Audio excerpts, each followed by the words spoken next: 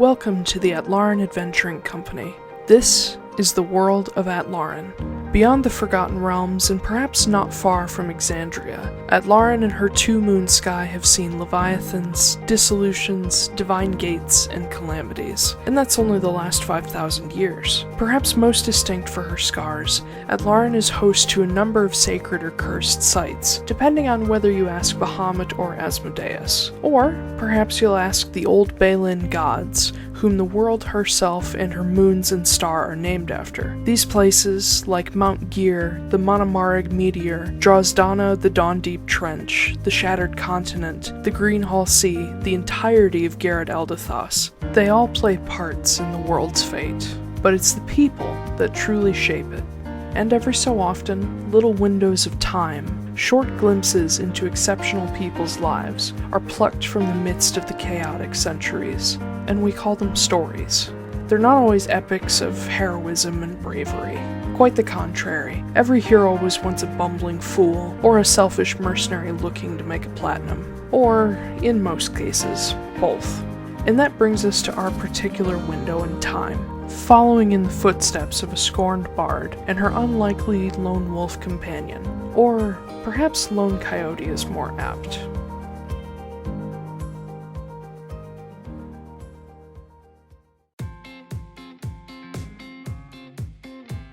Marin Veneer, a half-elven fighter with a love of freedom and gunpowder, and a former bard relearning her musical skills. Marin was the daughter to a frail sun-elf laundress who passed away when she was still young. Left to care for her half-sister Sylvie alone, Marin grew up far too fast. In her desperation to keep her sister from starving, Marin accepted help from the Alteras, and was lured into their poisonous web of abuse, theft, and murder. Forced to kill and torture often those unsuspecting and even undeserving. Eventually, Marin dared to question her adoptive father Alistair, and was slaughtered on the spot by her brothers just before she was 18.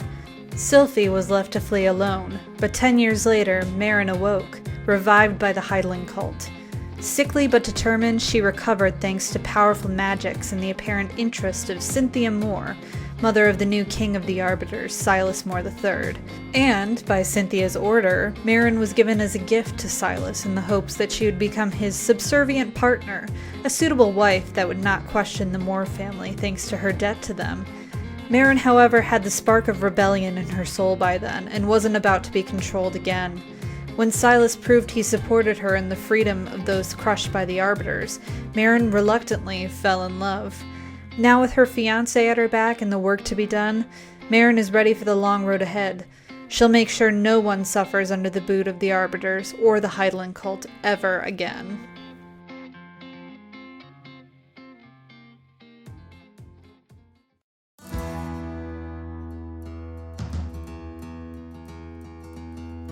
Kit, just Kit, a shifter or elucier of the Coyote Totem and mildly devout cleric of Savros, the Balin god of mischief and wanderers. Originally hailing from Amnoblin as part of a group of natives called the Manamar and Dalmarig, Kit's people have always been harassed by the Skull, or outsiders who seek to take their ancestral lands and waters. Kit's particular tribe was attacked when he was young, rendering himself and his brother Ren orphans, and forcing their tribe to flee their home continent altogether. They found refuge in Iroquel, but struggled to adjust to the change from subarctic to equatorial desert. Trusting in the sacred Mount Gear, heart of the world, to watch over them, Kit's people settled in the northern savannas.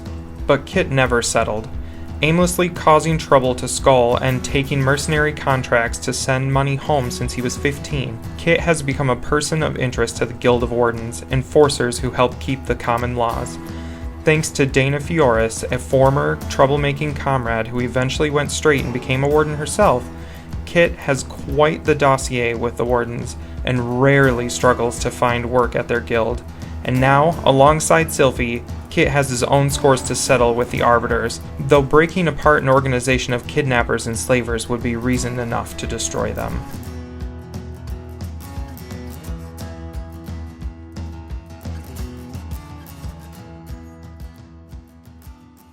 Should be fine. Okay, well, Hi, y'all. Hey. Welcome to the Atlaran Adventuring Company. My name is Taiylor Wallace. I'm your Dungeon Master today, as per usual. And joining me is Astrid Knight. Hello. And Blake Wolfe. Yeah. Yeah. Yeah. All right. Yeah. Let's get right the fuck to it, shall we? Yes. We got some shit to do today. I guess. Wow. Yes. So high energy. Well, The improv DM has a plan. I have stuff. I don't know. I was trying to think of something clever to say, and I got nothing. Okay. It's just a day. That's It's all. just, I mean, it hasn't been a bad day by any Yeah. stretch It's of the okay. imagination. It's just, Just a day. eh. Okay. It's fine. Well, hopefully we can you. We can, What? that was just weird, and I know. liked it. I tripped over my own. No, it was great. You. Anyway, last time, episode 30, game number 46. Holy fuck. Oh my god. Titled 2 of 9. You guys woke up on the finally last day of Yule, Yond the 9th. Overnight, Marin bonded with Flameheart, your new untethered staff. And let's see. Fucking get away. Okay, fine. There's can't get rid of these fucking fruit flies. I don't have anything that they could be eating. Anyway. Y'all came out for breakfast in the morning and quickly realized that both of your cooks were dead. Yeah. So Silas made breakfast. You guys had a few chats about between Kit and Marin about, you know, talking more now that she's not a liability because of a tether. Let's see. You caught Ansem up. He was still with you overnight. He told you guys that he came to find you, potentially to ask for help, because there's a dragon problem down in Konstanos. Great. Such a problem, in fact, that he has decided to temporarily abandon his search for his husband. Marin and Justine had a little chat as well. Marin got to know a little bit more about Silas and Justine growing up, and how Justine probably got the more physical side of the abuse, whereas Silas was the more mentally abused. But he was somehow the favorite, and she's always been jealous of him for that. Talked a little bit about Delthair as well. Eventually, you went to Kenna's office, catching her yelling at somebody about, yelling through a mirror about materials to recreate the Monomaric barrier. Kit went ahead and reincarnated Lucan unexpectedly into the joke that I put on the reincarnation list, the awakened cat. And he became a lanky oriental shorthair with Siamese points. He's pretty petrified, understandably. And he started riding shoulders, and Silas was looking after him for a little while. Y'all went outside to start messing around with Flameheart, and you, Marin, began to speak and focus on it. Managed to turn it into a gun with a tracer shot. Let's see. Talked about Orden not working near Flameheart and so on. Kinda telling you guys that, you know, Ulgar's probably pissed because Flameheart is not the Fjordhide anymore. And they probably won't work cooperatively. Eventually, you move to the subject of Senna and getting her help to transfer staves. Kenna was willing to admit, finally, you know, after 200 years, that she couldn't do this alone, especially with the Monomaric in Haven. You had Lucan message Senna, and she arrived under the Monomaric, which, P.S., normally should not be possible, but because the barrier around the Monomaric is gone, she can just teleport right in there. You all met up outside, and Senna seemed willing to help, though her sort of godly gray lady facade started to fall away, letting you know how actually terrified she is of Ulgar, even though she can't quite remember everything about him. Kenna gave you guys a brief history of Senna as a goddess, ghost, walker, Senka, and her near destruction at the Calamity. You guys moved on to attempting to transfer the Sephenhide to Kit, the most recently destroyed staff, only for seemingly Ulgar and Orden to block the transfer and actually cause Kit to, die. But thankfully, y'all were able to get him back fast enough that it didn't become permanent. And now the Orden will not allow itself to be touched by Kit. Oops. Yep. Oops. You guys talked a little bit more about the idea of Senna transferring these staves and what might happen to her over time. And eventually arrived at Silas volunteering to take on one of the staves himself because he's someone who has not touched one. And it worked. He took on the Meridhide staff, the longest dormant staff of death. And you managed to get him back healthier and more lively than before. Not so, still thin and tall, but not quite as thin and sickly anymore. I feel like it doesn't take a lot of effort to make Silas look a little more lively. Yeah. Just need to spend a little more time out in the sun. Yeah. But this has apparently granted him some control of healing and different types of magic, mostly related to life and death. I do have a couple notes. One was that Ansem did return to Konstanos with Ellen Estelle, and you guys are going to follow with Kit when you're ready. And it did also make a note for myself, just for memory, that Silas offered Justine the throne of Mor's Rest. Mm-hmm. So that's fun. Mm-hmm. So we begin today with the morning of Yond 10th. Yule is officially over. Yeah. You guys spent another night in the Monomarig. Yeah. So, before y'all wake up, I sound like Danny Carr. Just saying y'all constantly. Y'all. Yeah. Oh, Jesus. Nothing wrong with that. Danny's awesome. Mm-hmm. I know, but I never started saying that until I heard her tell stories or talk about the Mighty Nine. It was like, y'all remember that y'all did that thing, and I was like, why do you sound like you're from California, but you're saying y'all? It's because you're from Memphis. I started doing that when I started listening to like the Adventure Zone and other McElroy stuff because they have their own lingo. Yeah, I started saying my dude after. Yeah, it's like my dude and Buck Wild and like Hail and well met, my dude. Yeah. I've been saying y'all for years. Yeah. I mean, I've been saying y'all, but not like that. Normally, it would like.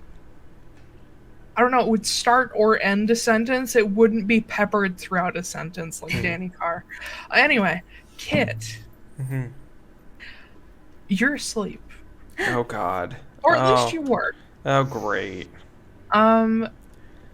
You know what sleep paralysis feels like. Yes, I do. Personally. Yeah. I know. And you... You hear that in the distance and the kraken comes. The demon that's sitting on my chest and holding me down is a cat. It's Titan with his eyes just like glowing like.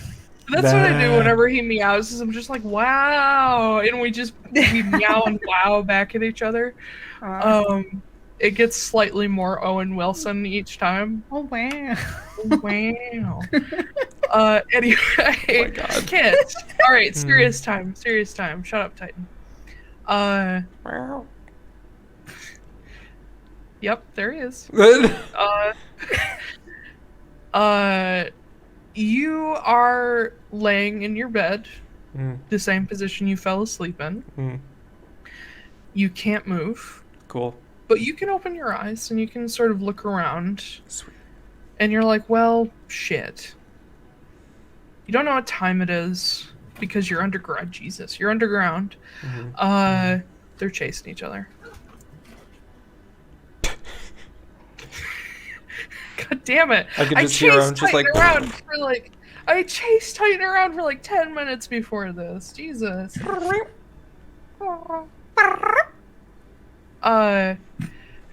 The only thing you can see is the very dim glow of embers in the fireplace in this room. Each of the rooms has a teeny tiny little fireplace that has a chimney that sort of curls around the outside of the Monomarig. Yours is still just barely glowing. Enough that down toward the foot of the bed, you can see a silhouette.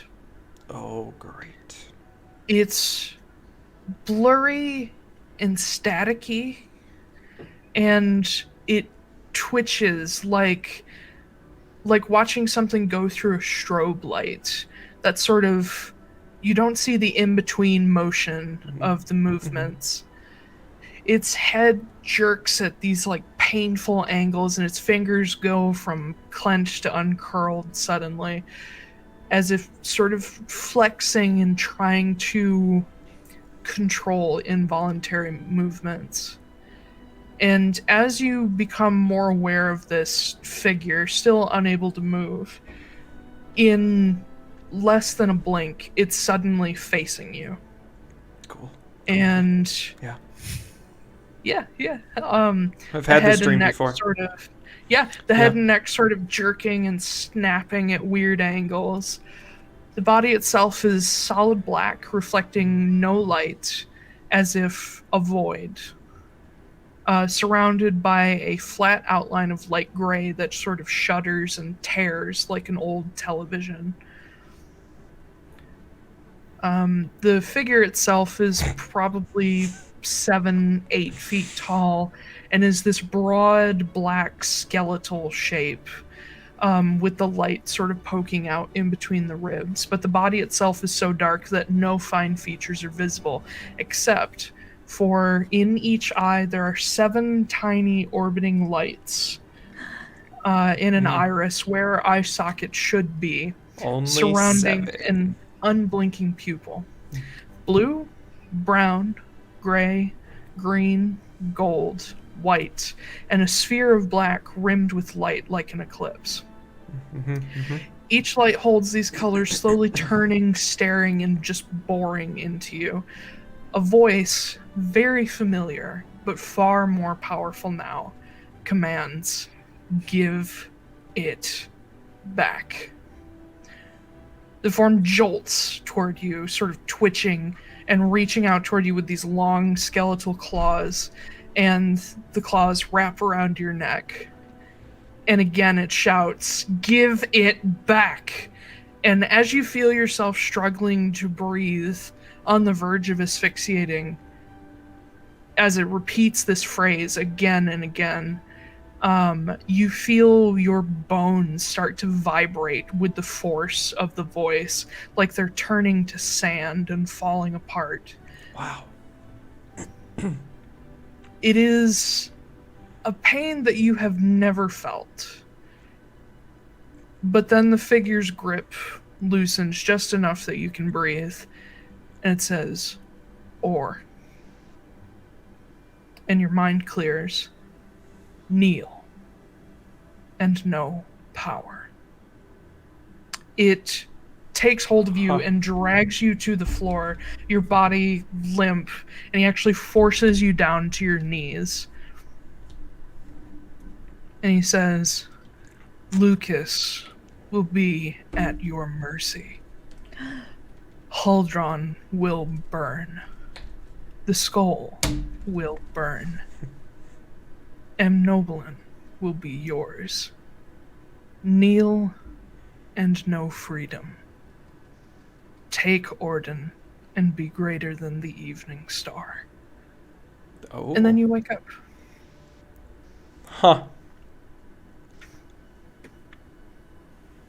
Okay. Marin, you have slightly less horrific dreams. Well, no, they're still pretty horrific, but not like that. Okay. Perf. In your dreams, it's not new horror, it's old horror, as your dreams take you back over the course of your technically 19-year life. And you watch some of your worst memories pass by, made worse by anxiety and memory over time just twisting the way that memories do, where you make things worse and worse in your head over time. And all of them are moments where you felt powerless. Moments when you were in Mor's Rest running with the sort of freedom fighters and the members of the Crimson Hammer, and moments where you were trying to, strike against the Arbiters, but they would catch up to you guys and they would hurt people and you couldn't do anything about it. Moments where they'd take hostages to get back at you guys and kill innocent people saying that you guys did it. Moments when you would be stuck in jail for a short while and unable to help your comrades. And then the memories go back a little further to times when you were still sick and weak and recovering, where you had no control over your situation, and basically anything that Cynthia said went.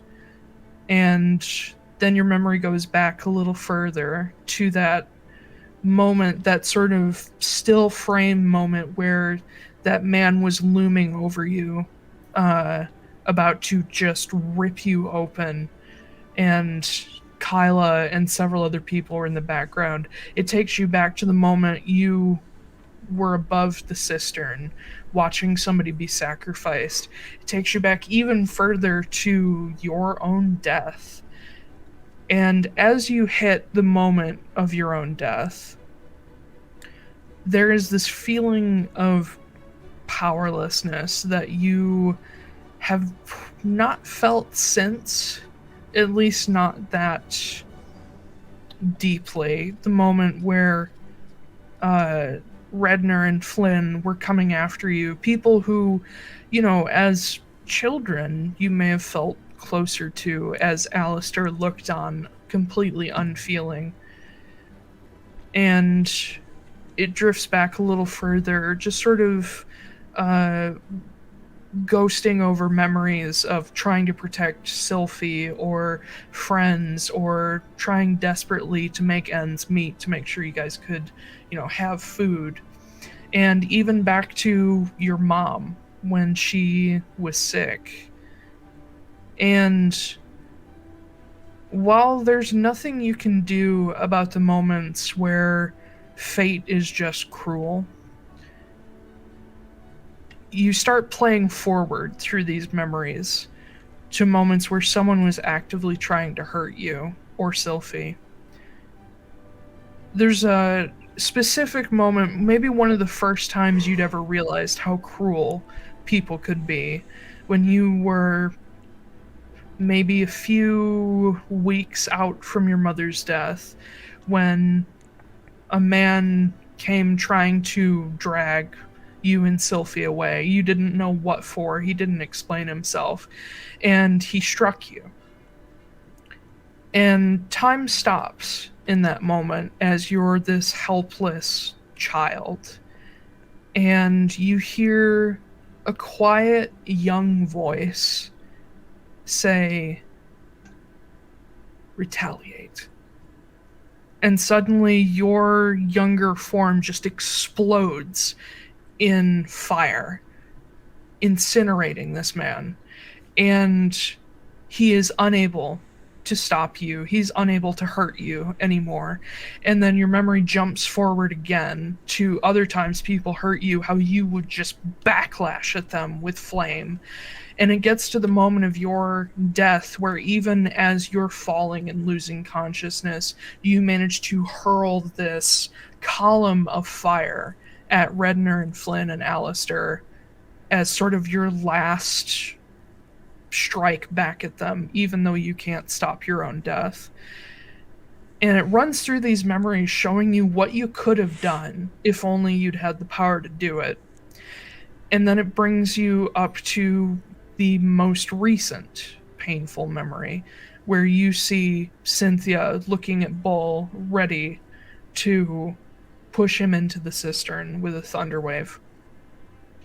And you see yourself lifting an unfamiliar blue gun and firing at Cynthia Mor. And you let off this flaming shot that just rips through her side and destroys her spell. And when she turns and lashes back at you with the spell, you in turn send a hellish rebuke back at her again. And you hear the little voice again say, retaliate. Revenge. And you wake up.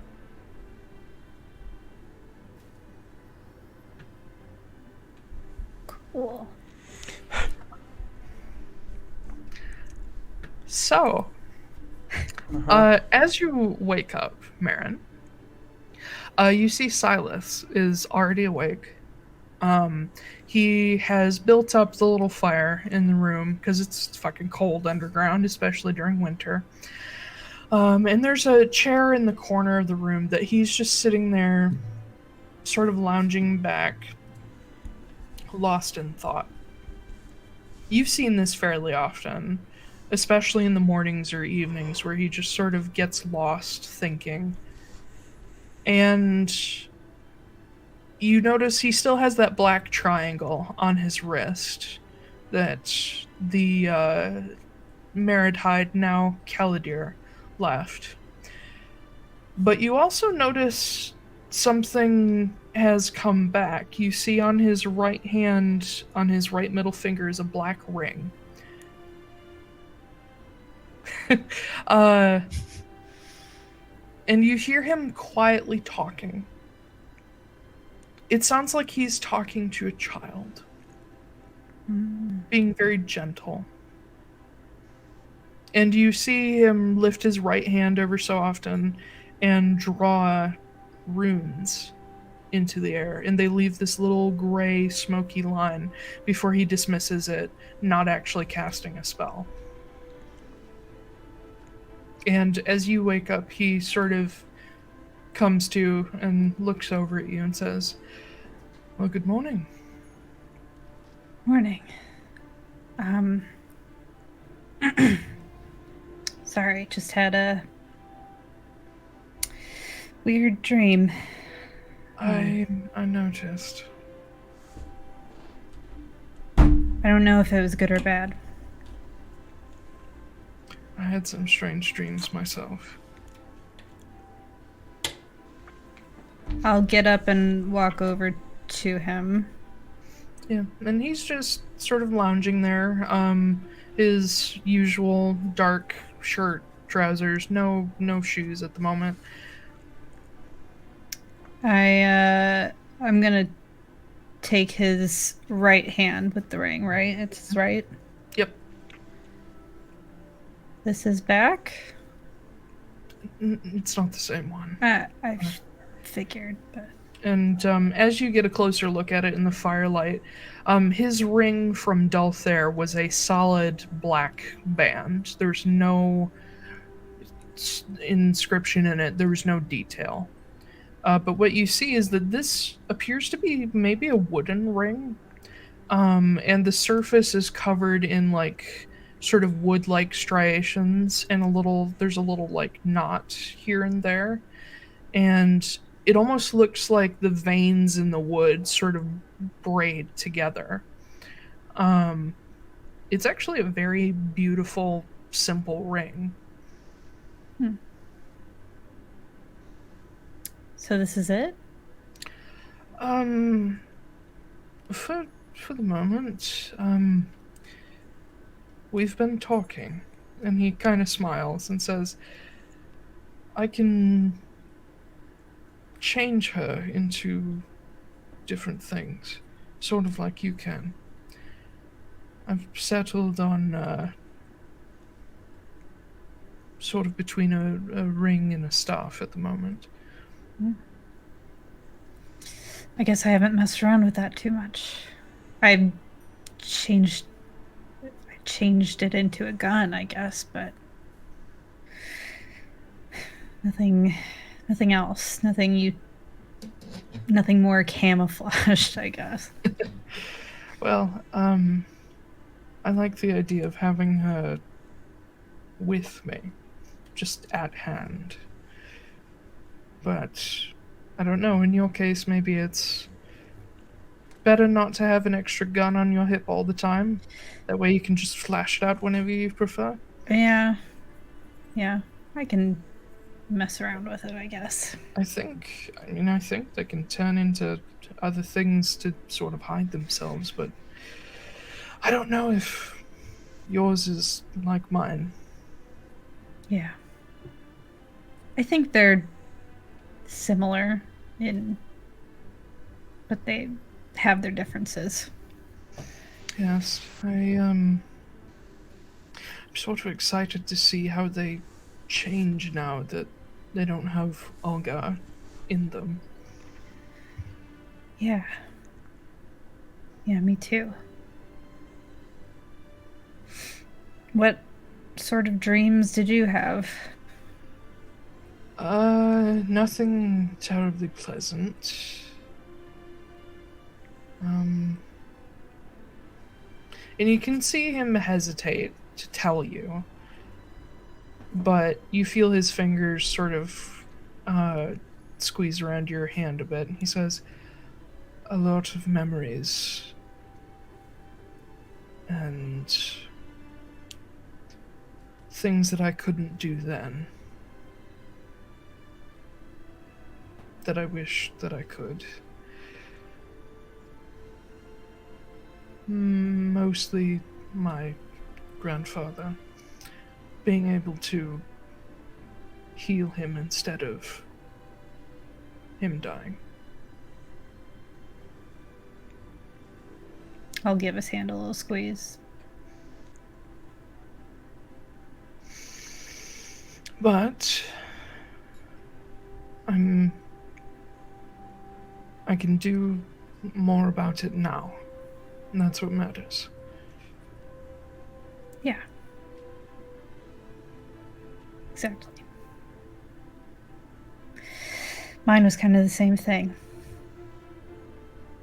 Memories where I couldn't fight back.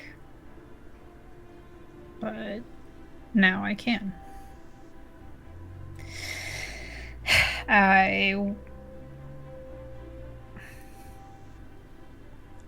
It almost feels a little, I don't know. It just makes me wish that I had that power back then more. Same. But at the same time,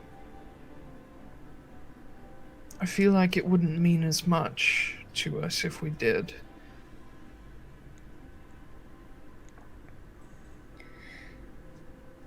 I guess. Yeah. I mean, you don't know what you've lost until it's gone.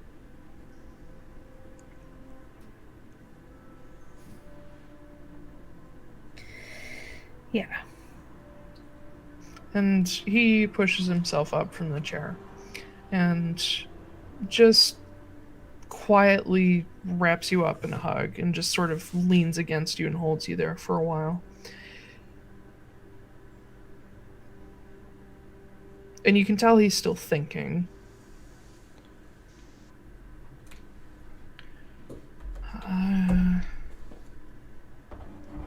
I think,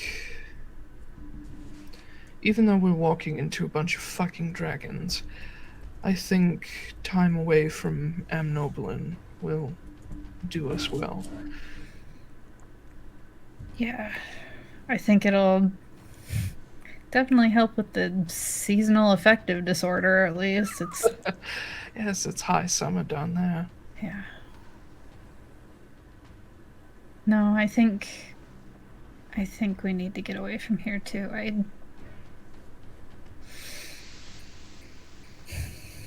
We needed to take a break anyway, but... And he pulls back and smiles, and while it hasn't been an overnight change, and there's still a lot of... You can still see a lot of sort of hesitation in him. You can see the effort to sort of try to be more open about how he's feeling, more... If not outright saying it, then at least showing it. And he takes both of your hands and says, well, we'll take it a step at a time. First, breakfast. And he kisses you and steps past you to head over to the kitchen. When the lot of you get over there, Kit isn't too far behind you guys, and Justine is already awake. You see Kenna sitting in the dining room alone. Oh. Good morning. Did Taiylor freeze? Oh, I think they did. Okay. I thought I was just kind of looking pissy. Yeah, I was like, We didn't There hear you are. any of that, Taiylor. Okay, where'd you lose me? Kenna's sitting alone. Okay, Kenna's sitting alone in the little dining room. You think she may not have slept since you've gotten here. Oh. She looks very, very tired. Cool. Fair. But she appears to be waiting, and she has a small, wooden box in front of her. Oh, God. Good morning. Both of you make perception checks. Okay. 29. That was the nat 20 Holy for fuck. 22. Alright, well, you both notice that her eyes are a little puffy. Oh. She looks... other than just looking dog-tired, she looks like if she's not upset anymore, she was very recently. Okay. But she's just sort of messing with the corners of the box. Is everything okay? Yeah. Listen.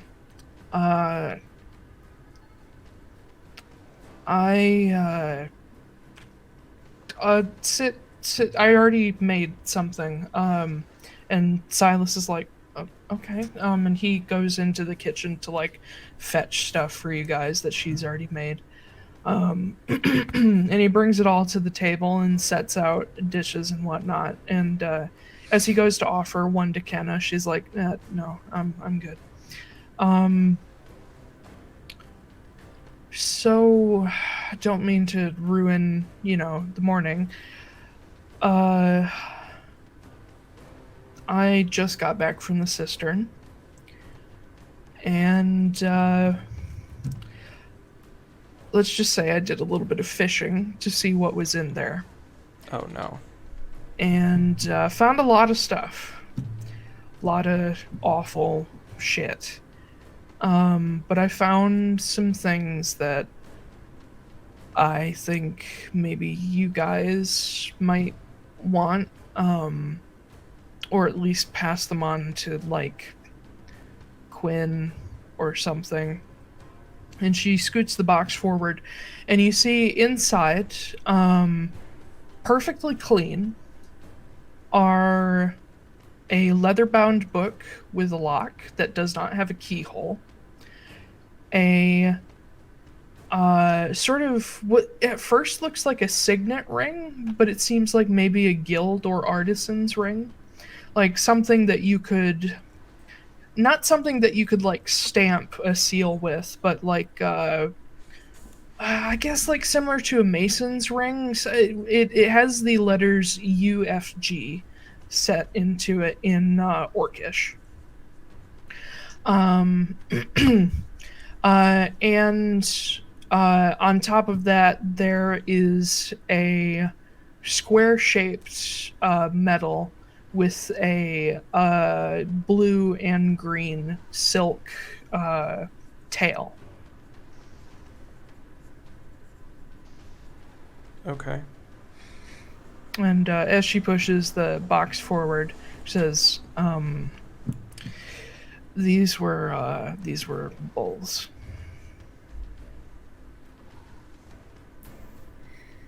Oh.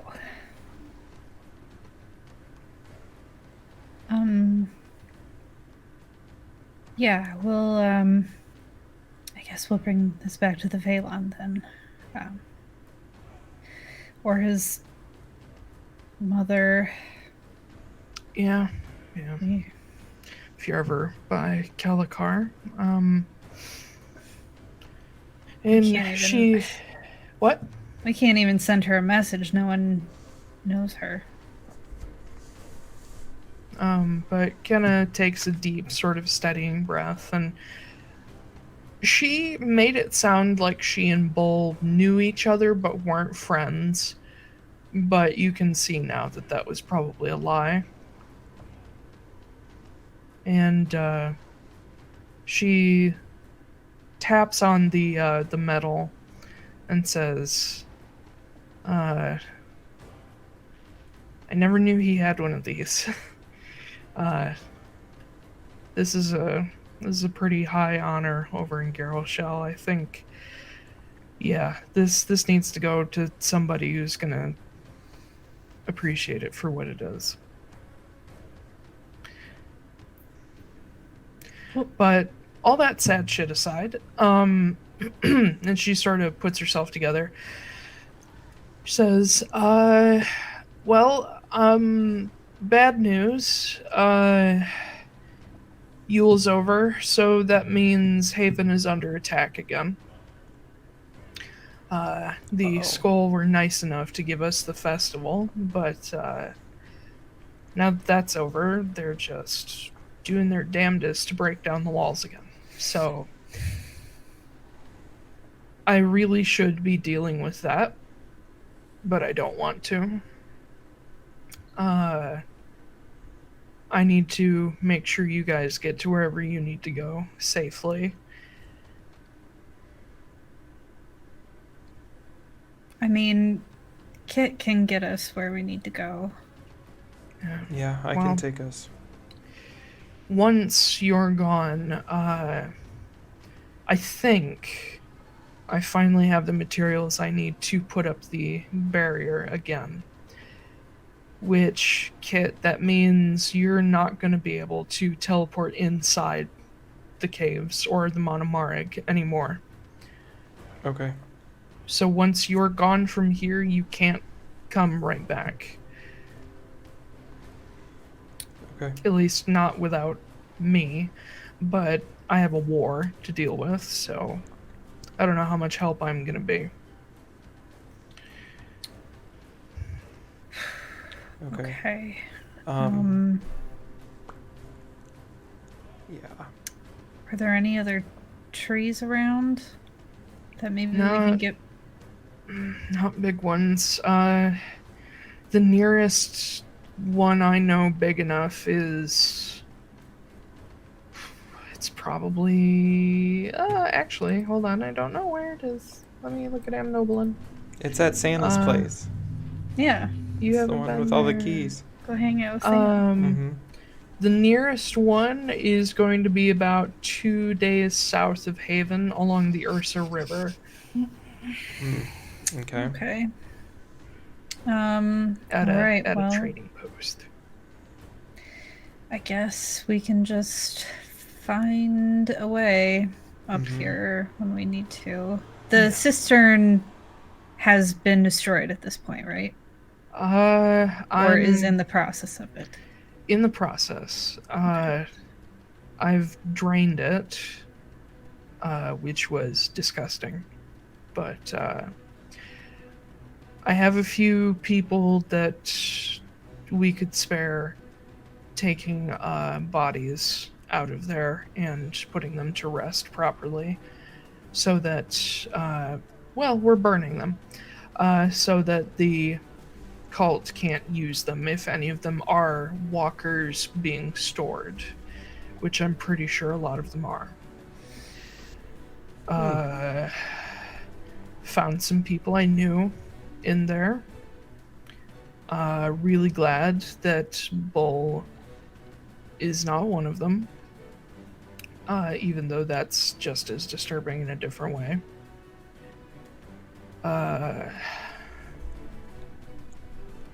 Yeah, it's grim, but we've got it under control. We can't collapse the tunnels because it'll literally collapse the city. So I'm going to get some help from over in Greensmarch, and we're going to start basically stone shaping the way shut. And I may set up, if I can get some help from Jessa, I may set up some golems down there as well, just in case. I don't want anybody to be able to get near that thing again. In fact, nobody should go anywhere in Yondilarka. It's too dangerous. But that does mean that the cult is missing another major cistern. They're probably going to have to create or find another one somewhere else. My money is on somewhere in the south. So I'm gonna see if I can get any people to keep an ear out down there in the south. That doesn't make sense from the North Pole. On the peninsula, I mean, technically anywhere from the North Pole is south. Exactly, that's why I changed it. So on the peninsula. Okay. So I'm gonna keep an eye on that situation as well.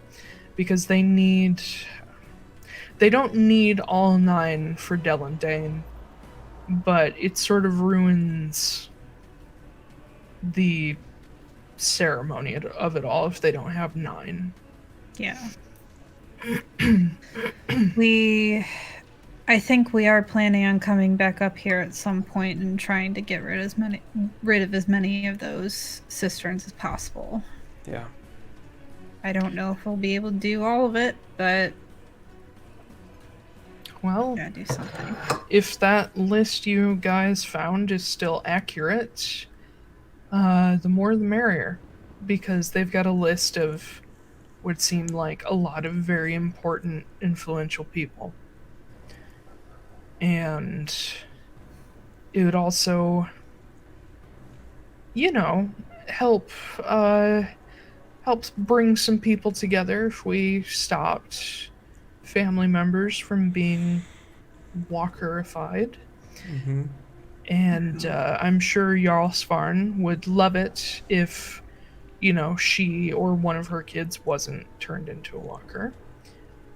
And I'm going to be real with you guys. I'm working on potentially finding and destroying some myself for the sake of politics, because I need help here. So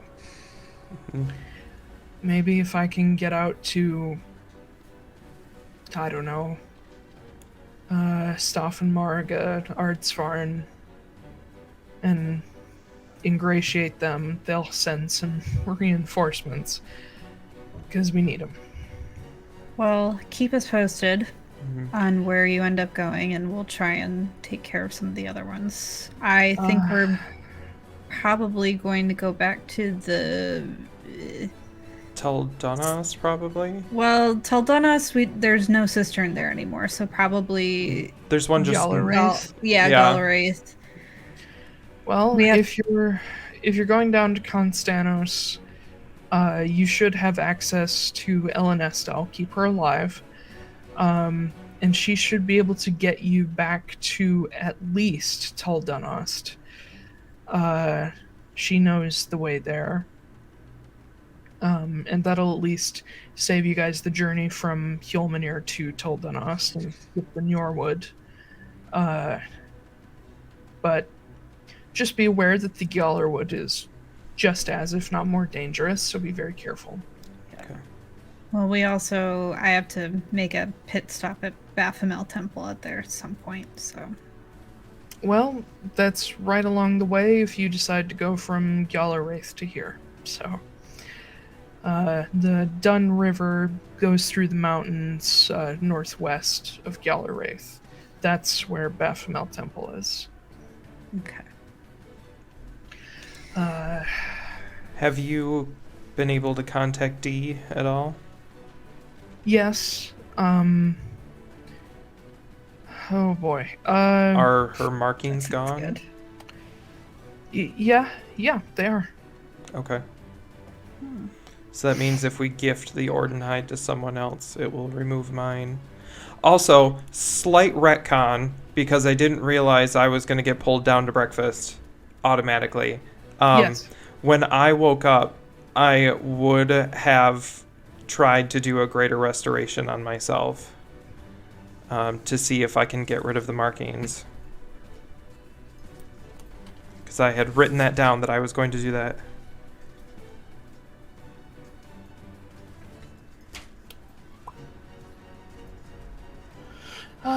Reduce the target's exhaustion or end the following effects. Effect, curse, reduction, or... No, it would not work. It didn't. Okay. No. Well, there goes 100 gold and diamonds. Yep. Cool. Alrighty. Well, Kenna, I tried to get rid of my markings and they are not gone. I'm not surprised. But there is something else that happened that I was going to tell just you, but I guess all of you should probably know. Algar Heidelen came to see me. There he is, right there. Mm-hmm. Yeah. Are you okay, or? Yeah, well, the good news is that there are only 7 pieces of him left. We have taken them. And he is extremely upset. He offered me a deal. He said if I were to take up the Ordenhide, he would give me Amnobalin and Lucas. He would help me destroy the Huldrong Company, and all I have to do is take up the staff again, and basically give in to his power. And Kenna says, why didn't you take it? Why would I? It's pretty convincing. I mean, you didn't see him. It was kind of horrifying. Well... But why? I don't want him to be bound to me. I want it gone. Fair enough. So the Ordenhide is going to have to stay with you or with Senna, whoever you want to give it to. Senna might have to take it in order to give it to someone else. I think maybe we need to think a little bit more on who we're going to give them all to. I was a mistake and Silas was an experiment. You know, I think we need to think a little bit harder now on who we're just going to give them to. I think D might be a good choice. And Kenna nods, says, yeah. Yeah, she's, I mean, as pretty much the only high priestess of Hesperus in the world right now, I think if anyone's gonna have the sun staff, it should be her. Mm-hmm. And she's had other staves before. She knows what's at stake. Yes, she's been helping me locate them for years. She's very experienced. Hello, sir. No. You're not supposed to be up here. Meow, meow, meow. And then I'll know when you succeed in giving her the staff, because I'll wake up without markings. Hopefully. Yeah, hopefully. Are we still planning on giving you the Sephenhide then? That would be my first choice. I do want to make a stop before, Konstanos is probably closer to the sea, isn't it?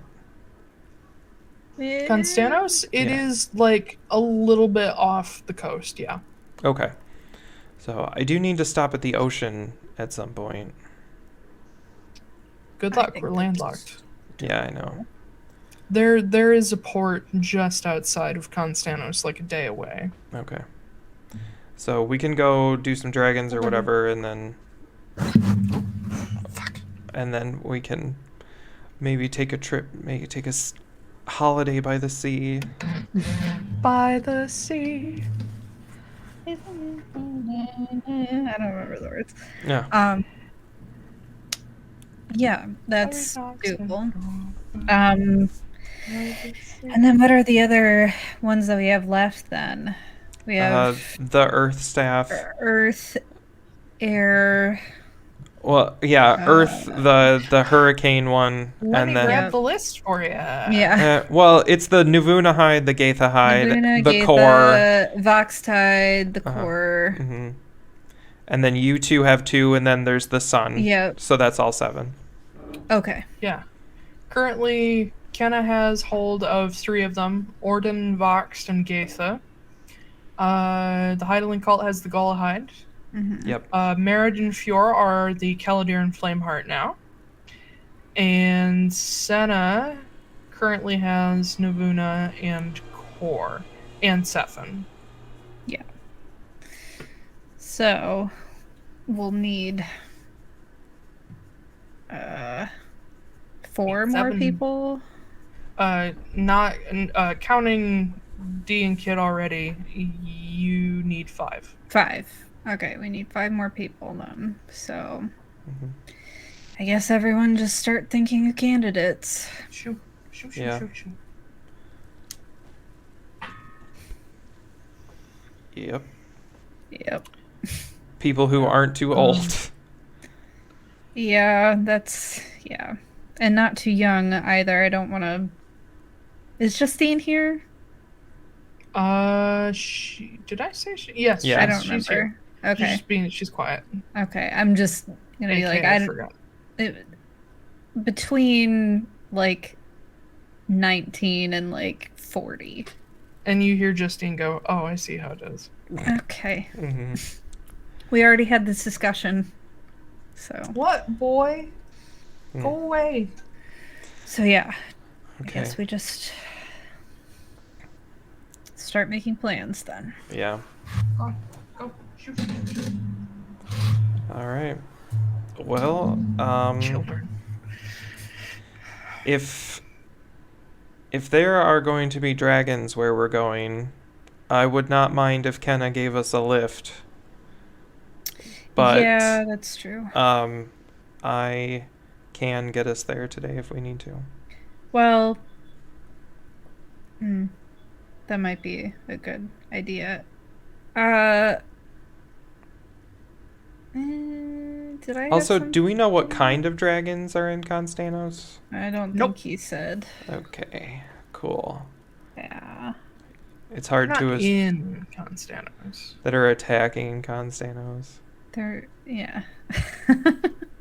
They're above constant. Yeah. Ow! They're Fucking flying. cat! Stop! Ah! Go away. Very needy today. Yes. He is. Oh my god. We cuddled for like 2 hours this morning, and then I got up and did some stuff, and he's like meh all day. And I chased him for like 10 minutes before this, and then he and Xena chased each other. Oh, good lord. But yeah, so we can do something crazy, I suppose. Okay. Kenna, is Senna still here? Yep. Is she recovering from? I mean, she was awake last I saw her. Oh, that's a start. She's down below. I think she's talking to some of the Malandrada. Oh. Yeah, she's kinda more or less ish. It's hard to explain. They're like her great grandkids. Oh, cool. Yeah, the Malandrada are the children of the Titans, so you know. Sweet. Gotcha. The Titans and their siblings and so on and so forth. It's all very messy. Okay. Well, yeah, I guess we should get the hell out of here and hope nothing else goes wrong. Oh, it will. Oh, I'm sure. Great. I believe in it. I believe. Though, if you get a free moment down in Konstanos, it is one hell of a city.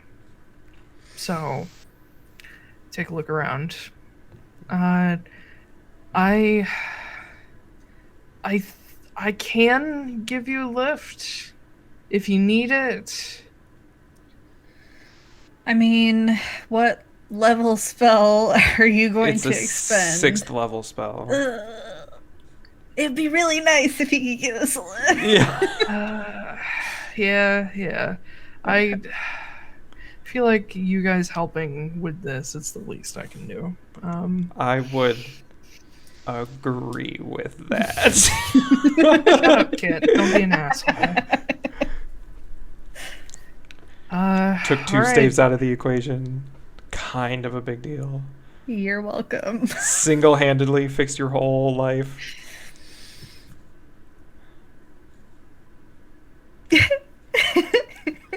You finally admitted you were wrong and that you need help?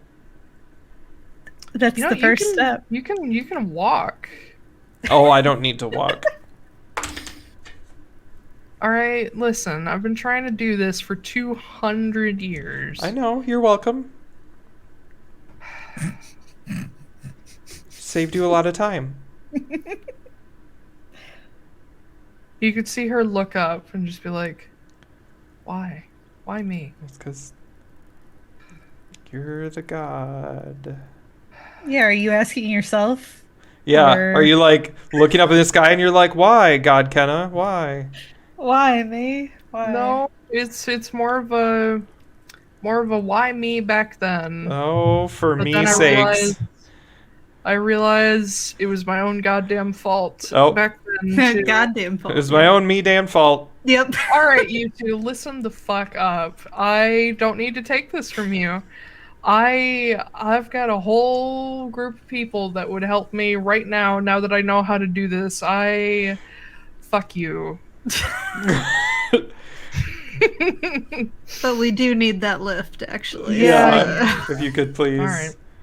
And she stands up and she's like, she picks up the box and like sort of holds it out generally. Oh, to I'll whoever take will it and stuff it in my leg bag of holding. Okay, stuff. Mm-hmm. I already wrote them down, so. As you guys are getting up to head out, you go into the hallway to make your way down to the caverns, and you see that the pool in the central chamber, which went dark after Kenna was talking to someone named Inaya, is alight again, and Kenna stops as she sees that. She's like, "What the fuck?" Oh no. Is that not normal? Well, it's not supposed to do that again till like next month. Can you talk to anybody? Is it like a telephone? What is the telephone? Is it like a sending spell? No, it's for talking to the dead. Oh, look at you. You get a free, maybe it's like one of those things where every time you buy 6, you get a free one. But as you guys start heading down the hall, you see Senna walking across the opening of the hallway, looking down at the pool. Uh-oh. And Kenna sort of picks up the pace and is like, what are you doing? What are you doing? Please don't mess with that. And Senna looks up. And she sort of steps away from the pool, and Kenna like runs up to the edge of it, doesn't actually touch the water in it, but goes down the couple little steps and like looks it over. She's like, "What did you do? What did you do?" And looks back at Senna, and Senna just sort of pulls back, almost as if like a little afraid of her, and says, I just recharged it. And Kenna sort of furrows her eyebrows and looks down at it and looks at Senna, says, how? And Senna sort of shrugs and says, I think I made it. I knew it. Just happened. Man. And Kenna... Huh? I just, like, call out to Kenna. I'm like, see what would have happened if you guys would have just, like, worked together. Fuck you, dog boy. And Kenna steps back up out of the sort of ramp to the pool and says, yeah, I think you did make this, but, like, you don't remember that, do you? And Senna shakes her head. Kenna's like, okay, good to know. The goddess of mystery and knowledge apparently can reset the pool. Great. So can you talk to anybody who's died through that? As long as their soul is still intact, yeah. Oh, no. No, we probably shouldn't. What? That's going to be really weird if you try to voice two characters at the same time. If you try to talk to Sylphie, she will not be voicing Sylphie. No, yeah. I'm just staring at it. I'm locked-eyed, not blinking. Like, Kenna kind of steps into your field of view and says, I understand the draw. I do. I really do. But it is also extremely potentially damaging. What do you mean? Emotionally, to talk to somebody who's gone. It's... For some people, it's closure. For other people, it just makes things worse. I don't want closure. I want to let her know that I'm coming after her. Oh boy. Listen, I know what it's like to be dead. Same. And you know how lonely it is and how trapped you feel. Yeah. I don't want her to feel like that. I want her to know at least that I'm on the way, that I'm trying to bring her back. And Senna speaks up after a moment and says, actually, how long has she been gone? A few months. After a while,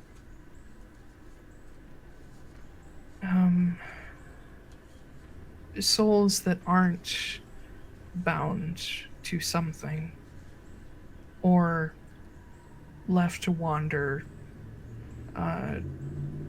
they do go somewhere. Some souls can't move on, which it sounds like that was the case for you. But some do go to other places. The Astral Sea. If they were dedicated to a god, they'll go to their realm.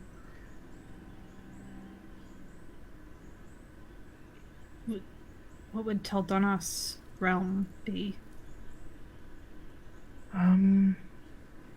Well,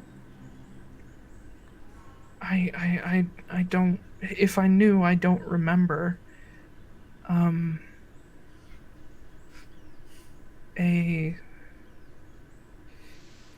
I would imagine someplace beautiful by the sea or in the sea, but... You didn't meet my sister. She's stubborn. And I don't. Senna looks toward the pool, and she steps over toward you and offers you a hand. I'm gonna. I'm gonna look back at Silas, not really for approval, but just kind of like assurance that I'm not being stupid.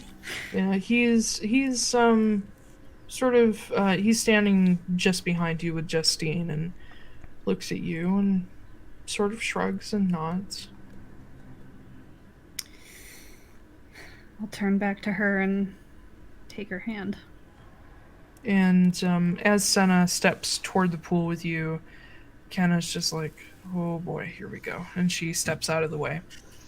As Senna brings you up to the edge, just above these stairs that lead down into this sort of pyramid-shaped pool, upside-down pyramid-shaped pool, you can see below the surface there's all of these bioluminescent corals and tiny little points of light that you're not sure what they are, but there's some kind of creature that they're also bioluminescent and move and swim around.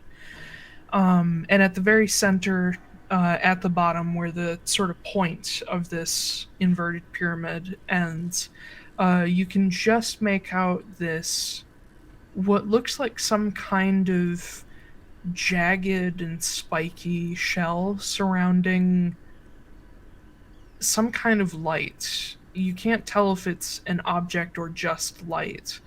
But as Senna steps up to the edge, she says, "I think I know how to do this." And she sort of squeezes your hand as she casts a hand in front of her. And as she draws these complex shapes into the air, you can see out of the corner of your eye Kenna watching this, like monitoring, and you can see her kind of quietly mimicking the shapes as if checking Senna's work, like kind of impressed that she can remember this. And as Senna completes this six-pointed, like two squares set over each other with different arcane sigils in them, she sort of gently casts it forward toward the pool. And you watch as the water in the center begins to swirl like a maelstrom. And eventually the sort of funnel, as it splashes up the edges of the stairs, it grows deep enough that the water parts all the way down to the shell. And then suddenly all the water very quietly and not violently just sort of settles back into place. And a shape, sort of tendril of water, begins to spiral up from the center. And you see in the middle another sort of formless shape is coming up and then begins to solidify into a... How tall was Sophie? Oh, I wrote it down somewhere. Isn't she like short? She's She's tall. She's she's taller than Marin. She's like 5'9". Mm-hmm. Oh, yeah. So the shape comes up to maybe like 5 feet or so, and you can see the shape of limbs appearing, but the lower body is not detailed. It's just sort of like from the hips up, sort of similar to how you saw the figure that Kenna was speaking to. And you see the water come in, making finer and finer detail, until you see this slightly translucent, very sapped color Sylphie. And she seems to be standing there, still for a moment. You see her eyes dart back and forth. And then she looks up.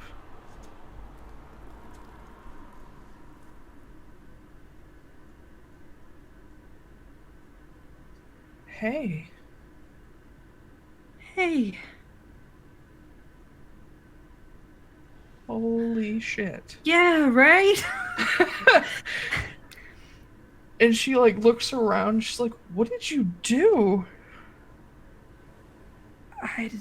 It's a long it's long. It's a long story. Where are you? What? I Do you know? I don't know. I'm here. How are you here? Again, it's a long story. Did you die? No. Well, yes. Well, okay. Like you mean like the what is and you feel Senna let go of your hand as she steps back. No one else can hear Sylphie speak. Okay. You can see the motions, and you can see her looking up at Marin, but you can't hear her, and the water itself makes no noise. But Sylphie sort of steps closer to the edge, and you see her put her hand out to where the edge of the pool is, and her hand presses against an invisible wall. She says, "What is this?" It's some sort of magic. It's some sort of magic. I don't know. Well, that's descriptive. Yeah, well, you know me and magic. Yeah. Without looking away from her, I'm gonna go, Kenna, how long does this last? How much time do I have? 10 minutes. Fuck. Okay. I'm fine. I'm okay. A lot's happened. A lot. Yeah, it's been a while. Are you okay? I'm okay. I'm in ways better than okay. Okay. I mean, that's better than usual, I guess. Yeah. Okay, so basically, I don't know how Cliff Notes I want to get here. So Silas and I got married 2 weeks after you died. So there's that. I'm sorry. What the fuck? It was a grief thing, okay? It was a little bit, yeah. Okay, well, congratulations, I guess. I'm sorry. Well, we had the funeral for you the day before. So. Oh, I see. Yeah, we took care of that first. You just hear Kit in the background. Don't forget about the tree. Oh yeah, Kit made a nice tree for you. So, Kit's still alive? Kit. Wow. Kit can't hear what Sylphie Now said. I understand why we haven't brought her back to life yet. Yeah, somehow he did almost die, cause he brought the Gaithahide staff up from the Green Hall Sea and tried to dominate it, and caused a huge hurricane that almost killed all of us. So Sounds like Kit. That's not even the wildest part. Buckle up. Maybe I shouldn't tell you all of this. I made a deal with a god to bring you back to life. And yeah. I know. It was stupid. It was dumb. But I managed to get untethered. Okay. But in order to do that, I had a Heidelen staff embedded in my soul, and now it's soul bound to me. Whoa. Oh god. What? I'm just stressing you out now. I shouldn't. I mean, I'm dead, so, what's the worst that's gonna happen? An anxiety attack? True. Oh god. This is all to say that we're working toward something. We're trying to get rid of Olgar Heidelen for good. And on Marin, the way... What are you doing? I don't know. I don't know what I'm doing. Sylphie, What? This is not your... like, fight. This is... Apparently it is now. What are you doing? I don't know. I don't know. I don't know what I've been doing for the past however long you've been gone. I wake up every day and I don't know what I'm doing. But the one thing that I know is that I'm working every day to get you back here. Marin. Yes. That's not your job. Yes, it is. It's been my job from day one. I told you. We were never supposed to be apart. Ow. I just want you to know that I'm on the way, and you're going to come back here, and we'll have another wedding if you wanna be a part of it. We'll get married again just so that you can be there. So I don't know. That sounds dumb. yeah, it does sound dumb, doesn't it? Is he treating you well? Yeah, he's great. I mean, we had some stupid stuff. Everybody has stupid stuff, but Okay. it's great. And is Kit okay? Kit's Kit. Okay.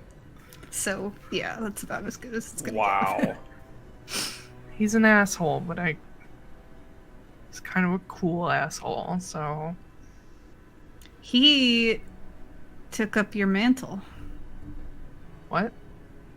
He's a druid of Taldanost. Oh, God. He's so unoriginal. Oh. I'm sorry, that was me. More than Sylvie. Wow. No, I'm kidding.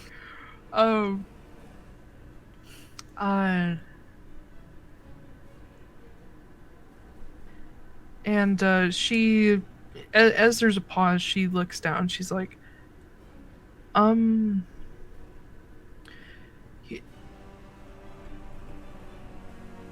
I didn't think I'd ever talk to you again till you got here. It sucks here. But whatever. And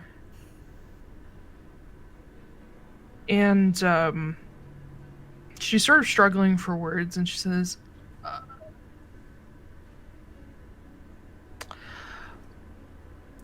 if it helps at all, you know, I know it just happened. Bull's okay. He's there. He's around. He's sort of fucking around here too, like me. We keep. I'm so sorry. No, don't. I told myself when I decided I was going to get you back, I was going to get you back and nothing was going to have changed, but I can't. That's not possible, Mare. Everything will have changed. Everything's already changed. It's okay.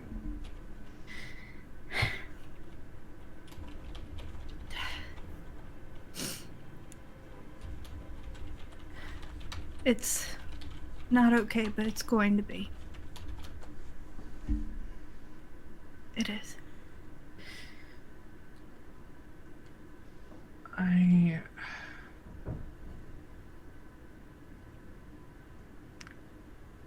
Against everything else, I believe you.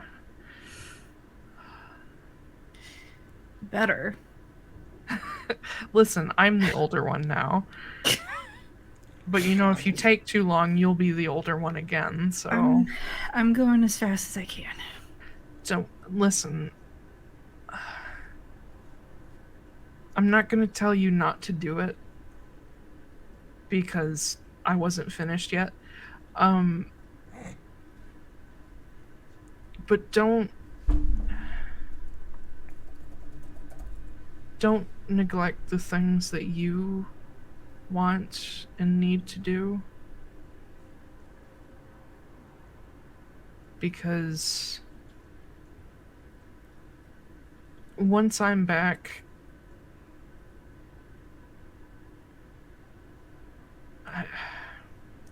I don't want you to put that kind of focus on me. You've got a husband and other shit to do, and I appreciate it a lot. I really do. I want to come back, but don't make it all that you're about. Do you get what I'm saying? It's not all that I'm about, but I can't truly say that it's not on my mind all the time. Well, I guess that works. You're gonna come back. And you're gonna go live in the Phelan caravan, and you're gonna play lute, and you're not gonna have to worry about anything because you're gonna have... Uh-oh. Uh-oh. Oh no. Did we lose Ash? So damn it! Oh, you're doing such... You're doing such a good job. You're Okay. gonna live with the Phelan caravan, and then... You're gonna live with the Phelan caravan, and you're gonna have so many family members that you don't even know who half of them are, and... It's the life that you deserve. And I'm gonna do that for you. I'm going to be the one to bring you back and make sure that you get that. I mean, you gotta be there too. Of course. I gotta introduce you to our third dad. I already met him. Oh no. He's cool though, right? He is. He's very sweet. I really miss him. I only knew him for a little while, but I miss all you guys, but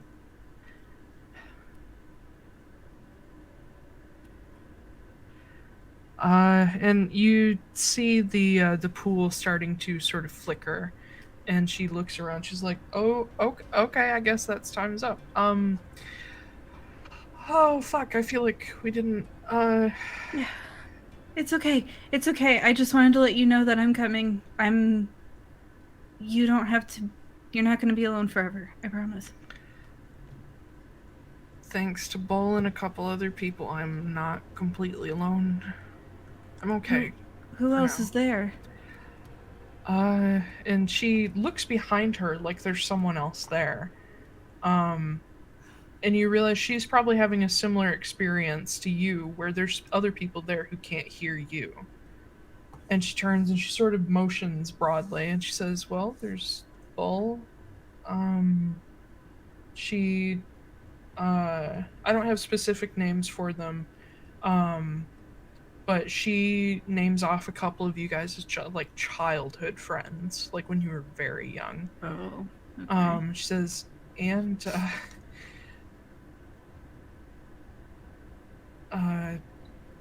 Mom."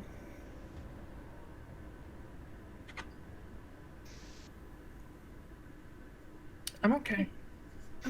Okay. It's a lot better than I thought it was gonna be. And the pool starts more glowing and flickering. She says, okay, I get it. I love you. I love you too. Am I able to put my hand up to the invisible wall? As you put your hand up to the edge of the pool, it stops, like there's a wall there. Okay. And she reaches up to put her hand on. There's like a couple millimeters separating your hands. I love you too. I'm gonna get you back. It's gonna be good. See you then, I guess. And the form splashes down back into the pool.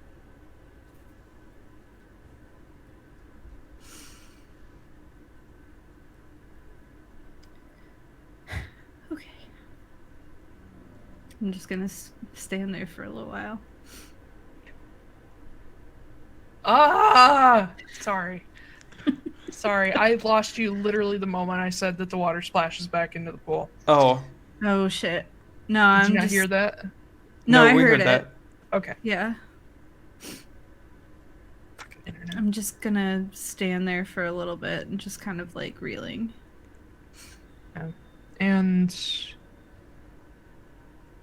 after a moment, you feel someone take your hand, and Silas is standing next to you. I'm gonna like turn into him and just kind of cry. Yeah. I'm gonna give them like a minute to like Before you're like, oh, before you're like, hey, one turn, please. Yeah. No, I'm gonna walk up and kind of like cross my arms, just sort of stare into the pool for a minute and be like, well, did she have anything helpful to say? What help? What, like? I don't know. Wisdom from the great beyond. There is no, as someone who's been to the great beyond, Kit, there's no grand wisdom. She's still old as hell. I just talked to my dead sister, and you're gonna act like this? Well, yeah. I mean, this is how her and I communicated. Did she have anything to say? Bull's there. With her. Wait. Why would he go to Taldanost? Shouldn't he be with Hesperus? I don't think she's in a... I don't know. She said it was... Are they, like, in God's waiting room? Sure. And Kenna speaks up and says, they're probably in a part of the Astral Sea, if there's multiple people there. Oh. There's a condo association. Yeah. There's an HOA in the astral plane. You can't have your lawn like a certain length of grass. Yeah. There's like you only get so much astral sea, and it has to be immaculate. Yep. If not, we will fine you. Yep. But Kenna says it's a place where either unclaimed or waiting souls go. Yeah.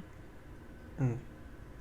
So Okay. either they chose to go there, or they told their claiming god no.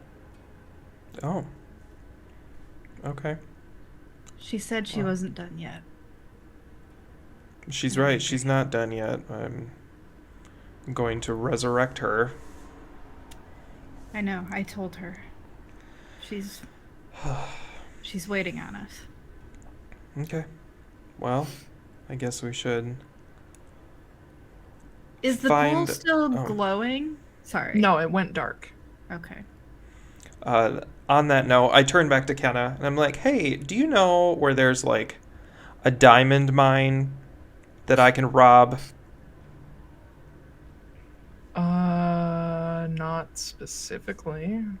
Okay, how about just a diamond mine in general that is robbable or not? Because I'll figure it out. Well, I'm sure there's plenty in Lochmanos.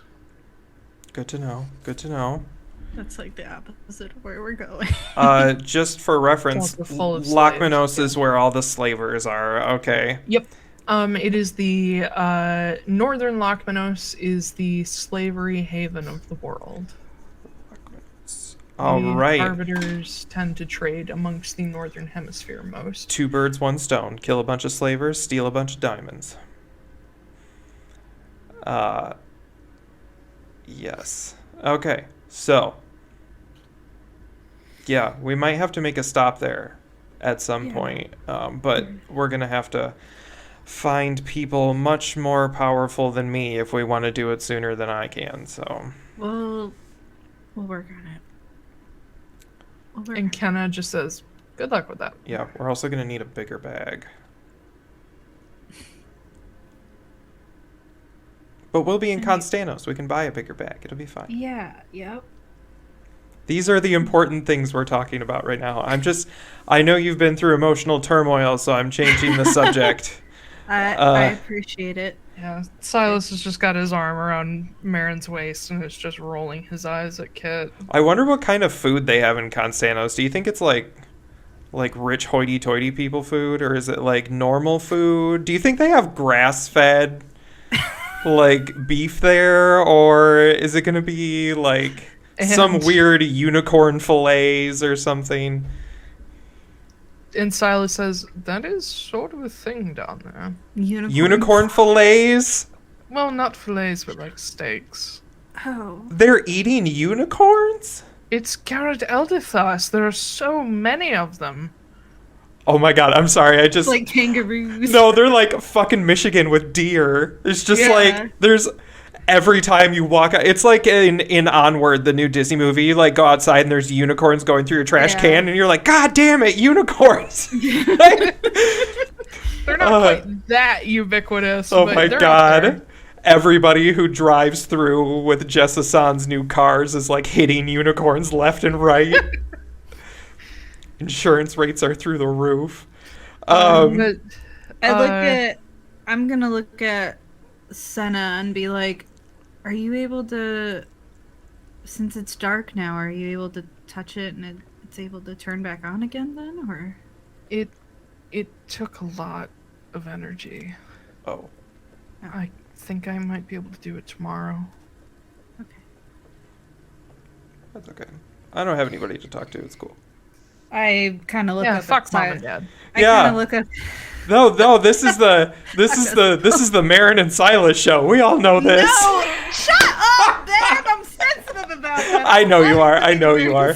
Show. You are. It's okay. Don't worry. It's fine. Yeah, I look up at Silas and I'm like, no, it's okay.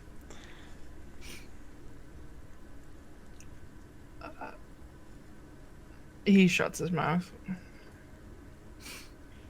Sorry, we should we have other things to do. Yes. Definitely. We have some unicorns to go eat and some dragons to kill. They might come pre-cooked if we're lucky. Wonderful. Wonderful. It's like microwavable unicorn. Oh. Yay. And you see kind of off to the side. She makes a sort of like flick motion with her wrist, and the Vox tide just extends this gnarled vine wood staff, and she sets it on the floor. And you muted yourself. Sorry, I hit the key.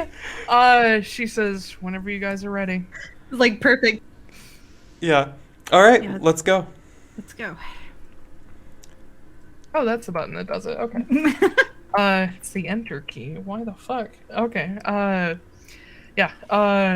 As she gathers you guys, the 4 of you up around her, Senna steps back and Kenna looks at her and says, Oh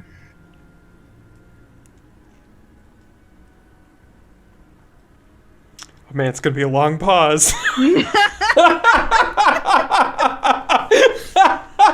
The internet going out is like the perfect timing this time. Yeah. It's hilarious. Yeah. It's the worst cliffhanger. I hate my life. You're back. Okay. You're back. It cut off right when she was about to speak. Yes. Yeah. Okay. She says to Senna, she says, I'm going to send these guys along, and then we're going to have a long talk, and then I'm going to have to, I don't know, save this fucking city, and then we'll see what we can do. And Senna nods and just sort of steps back a little further, and Kenna takes the bottom of the staff and draws a circle about 4 feet wide in the stone floor. And this is a higher level than the transport via plants. And she looks at... Druid teleportation spell? Go ahead. Keep going. Hold on. Let me double check that she can actually do this, because I know she's more than just a druid. Oh, she's more than a druid. She can do whatever she wants. No, I'm like looking at the druid spells and I'm like, is she gonna plane shift us? Because like I don't want to end somewhere where like I don't want to pull a crit roll and end up in the most recent place. Yeah. No spoilers. Nope, pardon me. She does not have access to that spell. Never mind. Okay. She goes to draw the circle. She's like, oh wait, I don't know how to do that yet. Okay, follow me. LOL. No idea what I'm doing. I mean, she never claimed to know what she was doing. Oh my god. I love that this god is just like, oh, that's right, I can't teleport. LOL. She's only 200 years old. Only 240. Only. But she takes you guys down the stairway into the weird mushroom tree waterfall cavern. Oh, yeah. Where you see the Malandrada sort of drifting around. And you see a group of them gathered together talking very quietly in these wispy voices. What are you I just saw a spell that I can do at 7th level, and I just came up with a really stupid thing that I'm going to say every time I cast it, and I'm writing it down. Okay. I'm looking forward to it. Yep. Go ahead. Keep going. Sorry. I am so easily distractible. Okay. Mm-hmm. I have no idea which one you're talking about. Oh, I know. But she takes you further down to the large tree that she showed you before, Kit. Mm-hmm. And as she walks up to it with zero fanfare, she just sort of drags the staff across the side of the tree, and you see it begin to split open in this green tunnel. And she steps out of the way and says, 6 seconds. All right. Yep. Run and jump. Okay. And as you jump through, the temperature difference is enough to make you... It's alarming. It's like a serious system shock. You're going from like a little bit over freezing underground to like high summer in probably like France. Oh, so you mean like last week here in Michigan, where it was higher. It was higher. Like 20, and then suddenly it was 65, and we were all just like, "Woo!" This is like 75 80 degrees. Ooh, perfect. Yeah, but you jump through, and it's immediately like, holy fuck, can't breathe. Thankfully, it is not very humid. But it's a dry heat. Oh yes, this is why I love the Southwest so much. It's hold on, where the hell? Who gives a shit if it's 150 degrees? Yeah. There's no humidity. It's a dry heat. It's fine. Apparently, I put my fan somewhere. I was gonna clack my fan out and just be like, oh yeah, it's fine. Honestly, though, I agree with that because humid heat fucking sucks. I mean, yeah. Where's my fan? I don't know. Don't make fun of me. This is my gay voice, and I am keeping it. Too late. But as you all step through the portal, you find yourself stepping out of a fairly large... Got it. Gnarled oak. Oh, shit. It's so big. It's like so dramatic. It is big. That's why I like. Oh, sorry, I had it upside down. There we go. Yeah. There you go. All right, go Go ahead. ahead, Sorry. Taiylor. Okay. It's hot. It's hot. Coming through this Son gnarled bitch. tree, you arrive within a walled-off area that has a large cylindrical structure in the center, surrounded by, I believe, 13 or 14 towers. All of them Wizard shit. sort of a bright whitewashed color. And you appear next to one of the towers, looking at this inner sort of roundabout courtyard where you see loads and loads of people milling about. Most of them are fairly young, like late teens, early 20s. Some of them are wearing what appear to be school uniforms. Some of them are wearing more, not necessarily elegant, but better made, like robes that mark them as maybe like TAs, professors, that kind of thing. But you see all these people milling about, and you guys have just majorly changed like time of day too, because you were in midwinter there. So it would probably be like, by the time you're out, like 10 a.m. here. Okay. So like the sun is pretty high in the sky already, and it's almost high noon. High noon. And just all these people milling around. You do see a few people that you can pick out among the crowd that are wearing more like fashionable Konstanian garb. And a few of the older people among these people seem to have groups of students following them. And you realize these are like professors, teachers, and whatnot. And let's see.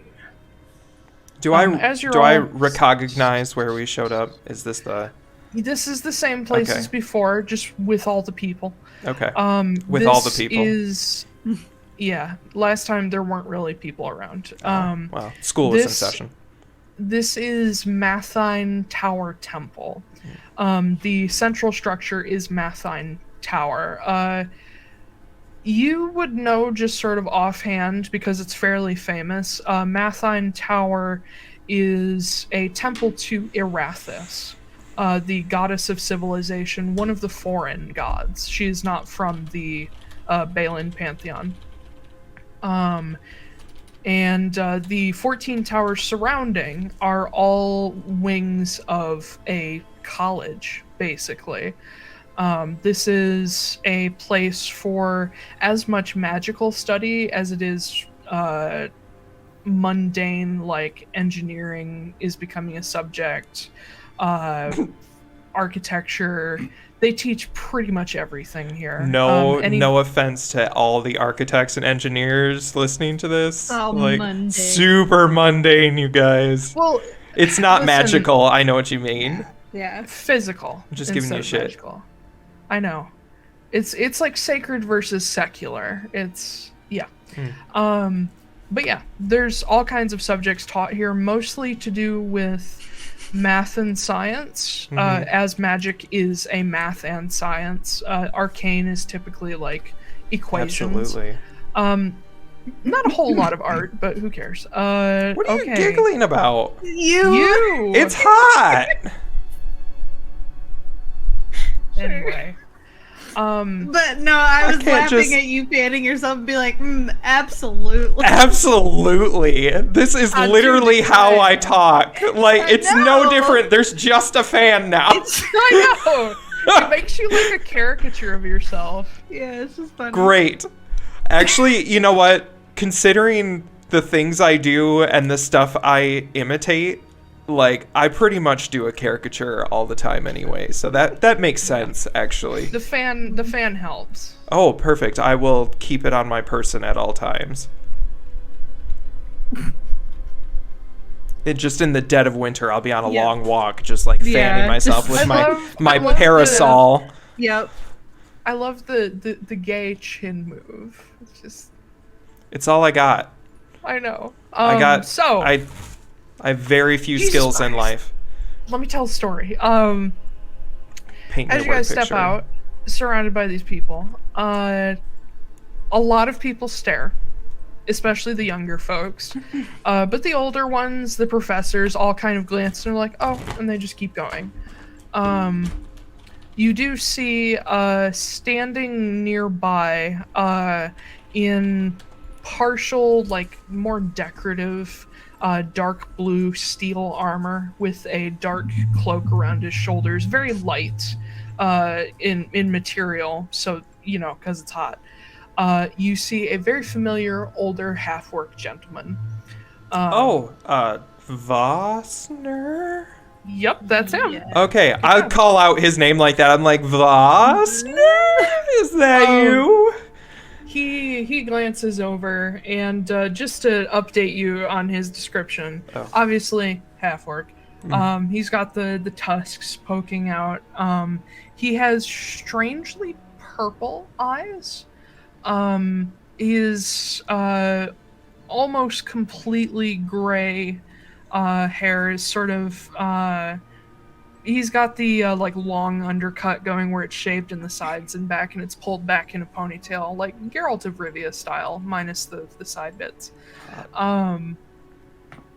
But as he glances over, you see this sort of smile, and he walks over, kind of scratching at his beard a little bit. He's like, well, I was told we were expecting you. Yes. Who told you? Ansem? The cat? Yeah, yep, Okay. yes to both. Okay, Yep. cool.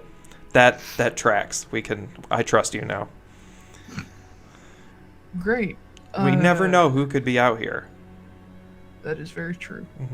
What's something that only Vossner would know that I would also know? Yeah, nothing. Practically nothing. Okay. You've known it for like Cool. 2 seconds. Cool.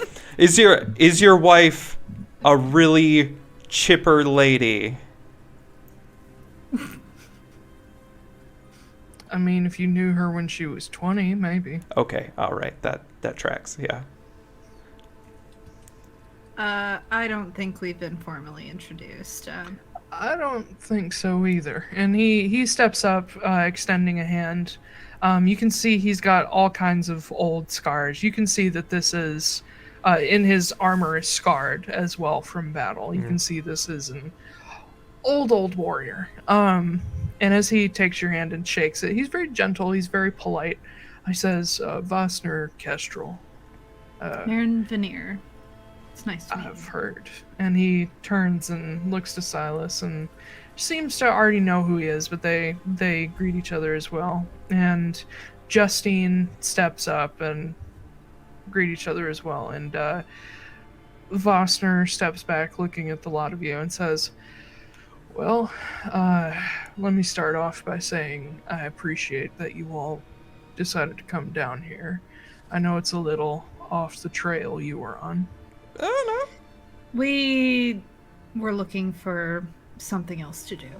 So it's really... It's a strange choice for a break. We're but taking a vacation to kill dragons. apparently a vacation for us. Yes. So And we're Alright. also looking for some unicorn fillets. that we're not really looking for that, but like he's I am looking for unicorn fillets. yeah. I mean, you can buy steak, yeah? Do they have unicorn on a stick here? Isn't that ironic? Unicorn on a stick. Unicorn on its own horn. Yeah. That's awful. Sweet. Oh no. So tasty. And then you get the you can eat the stick afterwards. Because it's made of can't. corn. It's crunchy. Oh god. It says, I'm sure you can find someone crazy enough to sell that on the streets here, yeah. Perfect. I am all about that life. Great. Um, We Ansem's a little preoccupied at the moment, but if y'all need a place to put your stuff down, I've got some places for you to stay. perfect. Is Ren there? Ren is... Well, let me give you guys a map. A meow. Yep. A meow. Oh no, a meow. Oh, is this the new meow? This is Konstanos. I'm the Oh. map. I'm the map. Okay. Okay. You guys have Where are appeared we? down in the Obsidia ward. Okay, Obsidia. Jesus, this place is huge. It is huge. Yeah. Um, It's basically like. It's kind of like London-y, right? Almost. bigger. Bigger. Okay. Oh, shit. Big. Yeah. These are the... Oh my god, if we pass a place that's like Mrs. Lovett's Pie Emporium, Yeah. we're gonna You burn will that shit to find- the ground. You will find many of those here. Uh-oh. Hold on, I need to check how big London is. It can't It's be that pretty- big. It's pretty damn big. I It's mean, like 600 square miles. Jesus. Wait, Konstanos is 600 square miles? No, London is. Oh. Is that possible? Really? Is the whole island 600 square miles? Yeah, that can't. I don't think it's that big. Square miles is different than, Yeah, but that's still a than lot. regular miles. London is I about don't know. 600 square miles, and the furthest point from the center is about Jesus. 70 miles. That is ridiculous. Given that it is nowhere near circular, you would need to drive about 100 miles by road. Fuck.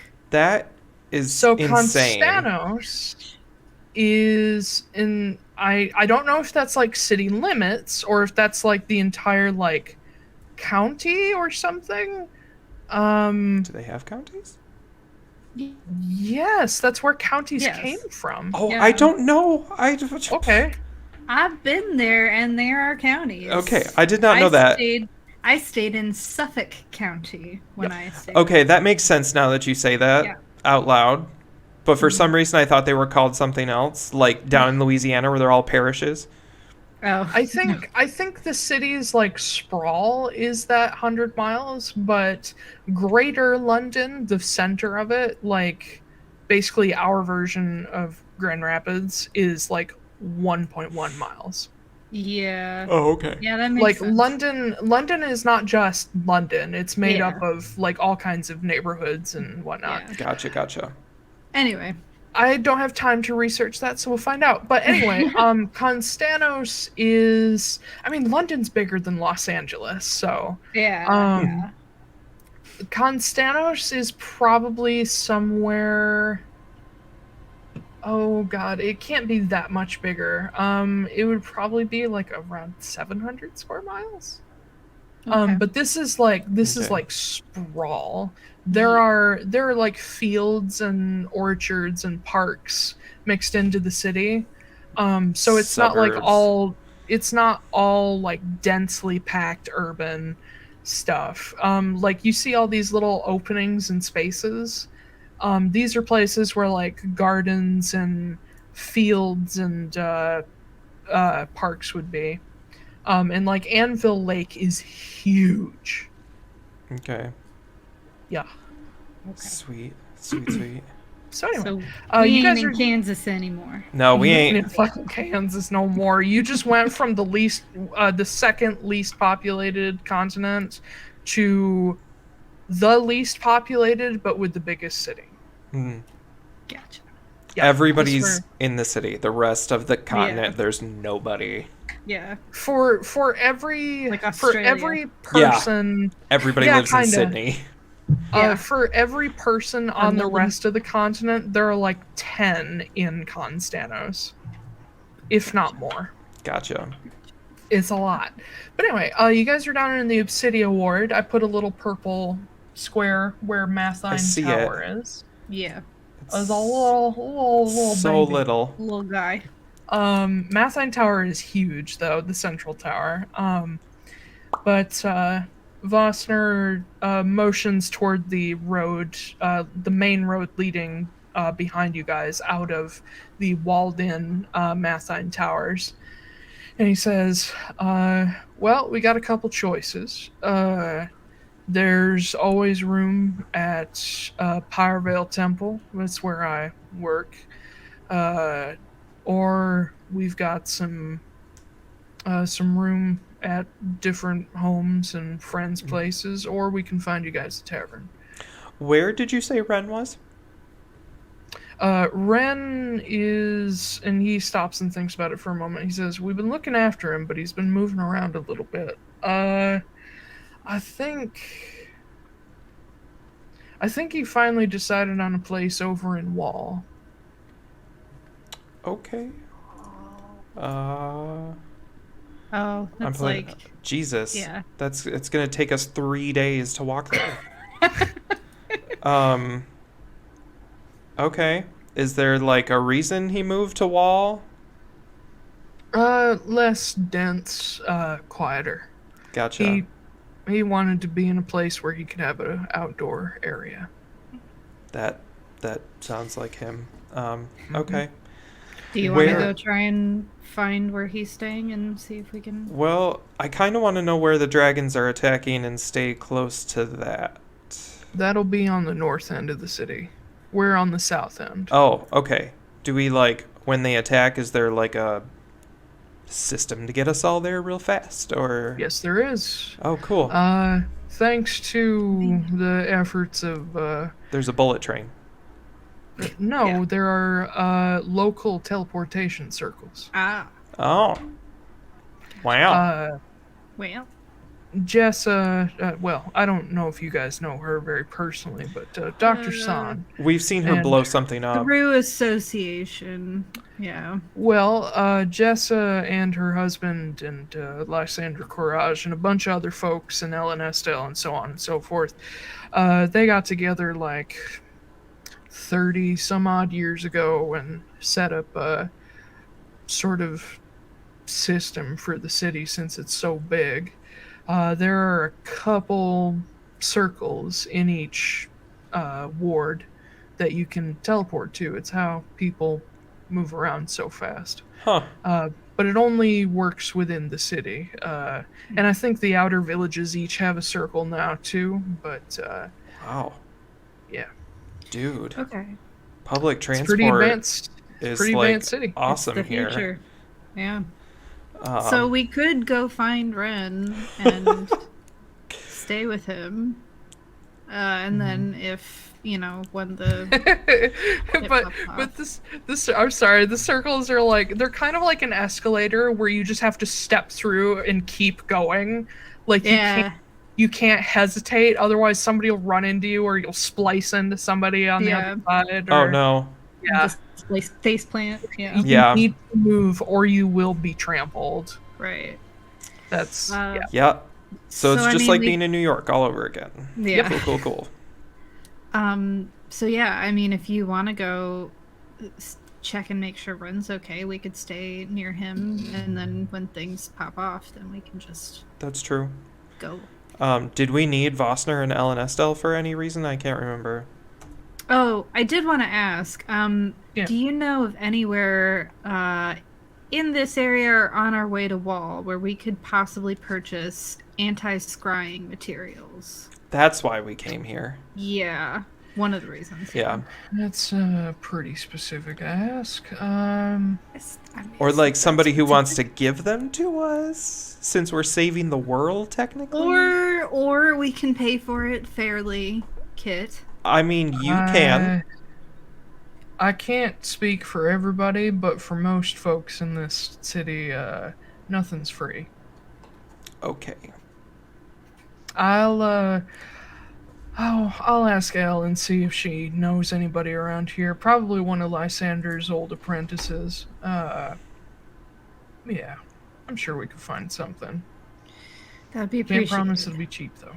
It's fine. We're pretty big enemies of the Heidelen Cult, and we need to Yeah, I'm aware of that, and so I'm not here to chaperone you guys or anything like that. Just here to help out. Wouldn't ask So- you to do that. But if you need anything or something goes wrong, the circles are pretty easy to figure out. But the one here in Obsidia is a couple blocks away from Pyrevale Temple. If anything goes wrong or someone comes after you or whatnot, you need help, come to Pyrevale Temple. and I and the Kestrel Mace will take care of you. Is Pyrovale Temple where Ren's staying? No, or that's where is it- Vostner is. Oh, that's That's Vosner's temple. Yeah. or Elenestel. No. Yeah. Elenestel is at Wynand Temple, which is to Ioun. Okay. The Um, Obsidia is essentially the temple ward. This is the religious center of the city. Oh, okay. Oh, cool. Yes. I Surrounded will by pretend churches. I know where I am. Churches where and everything libraries. is. Churches and libraries. Churches and libraries. But the thing about Konstanos that you guys will very quickly figure out is that there is almost no Balin worship down here. There are like little shrines to especially Zerai and Elen here and there, and maybe some to Atlaran, but there are definitely none for like Talon or Hesperus.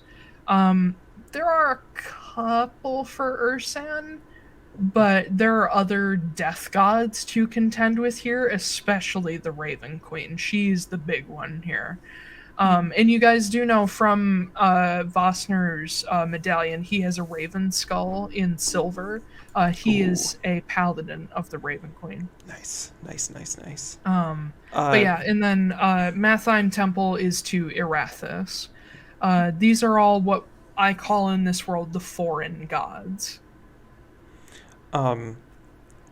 Is there any place we could go to make some money? Because I blew a lot of it bringing people back to life. Same here, friend. Yeah, there's taverns all over the place with job postings. There's always some crazy enchanter looking for ingredients. Okay. And, if you're more into something safer, there's always people looking for longshoremen down in the port. There's all kinds that of sounds shit to do. super lame. It works when you're starving. Do you know anybody who's like itching to die and be brought back in a different body? Because like I have an idea, and it's pretty lucrative. I can't say that I do, but I'll keep my ears open. Thank you. It's a 100% money back guarantee that you will come back alive. Yeah, definitely no reading in between the lines there. Nope, none whatsoever. It's not like you could possibly come back as a cat or something. That would be silly. But right.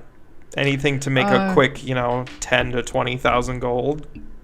There's plenty of work to be done around the city. That's up your alley, I think. Cool, yeah. Tight. Tight. Yeah. Just be aware that while you can pass through West Tapestries is what it's properly called, it is a walled district. So is East Tap. All the central districts are sort of controlled. So good luck getting in there. Okay. All the outer districts and the villages are fair game. Be careful if you go near Aranath Forest up in the northwest. And for your sake, don't fall into the Anima River. Okay, careful of the forest. Aranath Forest specifically. Don't fall in the river. Yeah. Okay, these are all things that I will definitely do. Okay. Well, thank you for the advice. We will be in contact. All right. Yep, I'll be at Powervale, and I gotta show you guys to the circles anyway, so I'll point out Powervale to you. Okay. Cool. And he turns and heads down the little road. You pass all kinds of students. You do hear in the distance behind you the sound of not a minor explosion, and Vosner stops and looks back. He's like, oh, it's Jessa, and he just keeps walking. Everybody has that reaction. Yeah. If there's an explosion, she's nearby. But as you get away further, and you glance back at the explosion, you realize that behind the central tower, because you were so close to it, you couldn't see anything behind it. There's a fucking airship behind the tower. That tracks. It's not. Well, I mean, neither of you know what the Kestrel looks like. You haven't seen it. Both those characters are dead. It is a. Wasn't there one that crashed into the river when we were in Secret? Okay, yeah. It crashed into the ocean. Yeah. No, when we were at Seagull Fear as us. That crashed into. Yeah, it destroyed Ziegler's ship. That's why he's working for us. Oh yeah. Yeah. I think that was also the Kestrel. Okay. Okay, cool. So we've seen before. It's just been... Okay, it's not the Kestrel. This one is, it's this beautiful, like, metallic silver, hulled ship that has dark wood around the outsides. And has this also metallic, like, ribs that run around the outside of it as well, that reach out into these arms that hold onto gigantic spear-shaped blue crystals. A line of 5 different sized ones on either side. It does have masts with triangular sails, but those are currently closed at the moment. And you see that it is just sort of gently hovering, maybe 20, 30 feet above the ground beyond one of the smaller towers. And there is a, what's the word? What's it called? Your ship. No, it's like it's got like a pulley elevator attached to it, scaffolding that it is actually docked to, and people are like climbing stairs or going up this pulley elevator, taking things off and loading things on. And you see a small plume of smoke drifting up from the bow. Yeah, don't worry about it. Yep, not my problem. Not my airship, not my problem. Vossner says it'll be fine. She knows how to fix it. Hope so. But he leads you out of Mathine Tower Temple, and you head south along the streets. It doesn't take terribly long to realize how densely packed this area is. There's a lot of row houses. A lot of them sort of lean over the streets. There is a lot of like horse and cart traffic. A lot of people just sort of shoving past each other constantly. This area is not quite as, well, it is dense. It's not as dense as some other parts of the city. So there is room to sort of get through on the sidewalks without getting, run over. But as Vossner makes his way through, you notice people like actively get out of his way.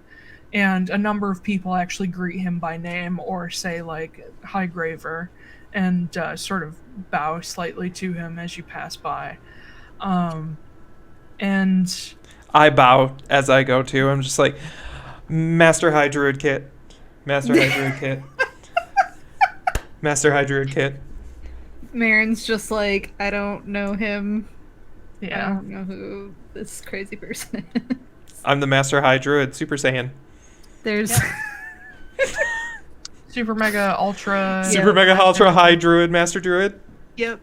Yeah. Notice I said Druid twice. Yep. After going around a couple turns, you do see at the end of one very wide street that there is just a black dome that dominates the sky in the distance, and these 4 square towers come up on each side of it, and it seems to be exactly what you're headed for. The top of it appears to be made of black glass, while the rest of the building is actual like black material. It has an almost purple sheen to it, which leads you to believe maybe it's something obsidian or similar. And as you get closer and closer, the sort of row houses separate out a little more. It becomes a little bit less dense. And you are suddenly looking at a gigantic square courtyard that is full of mausoleums and graves. Oh, okay. And it is split into 4. The dome itself has 4 hallways going into it from each of the cardinal directions, and in each quarter that's split off is a different graveyard. You see a number of men and women in similar dark blue armor to Vosner, just sort of walking around the grounds. You see some in solid black robes, some even with veils over their faces that are tending to graves. And you notice that as you step in through the wrought iron gate, all of the city noise dulls and fades.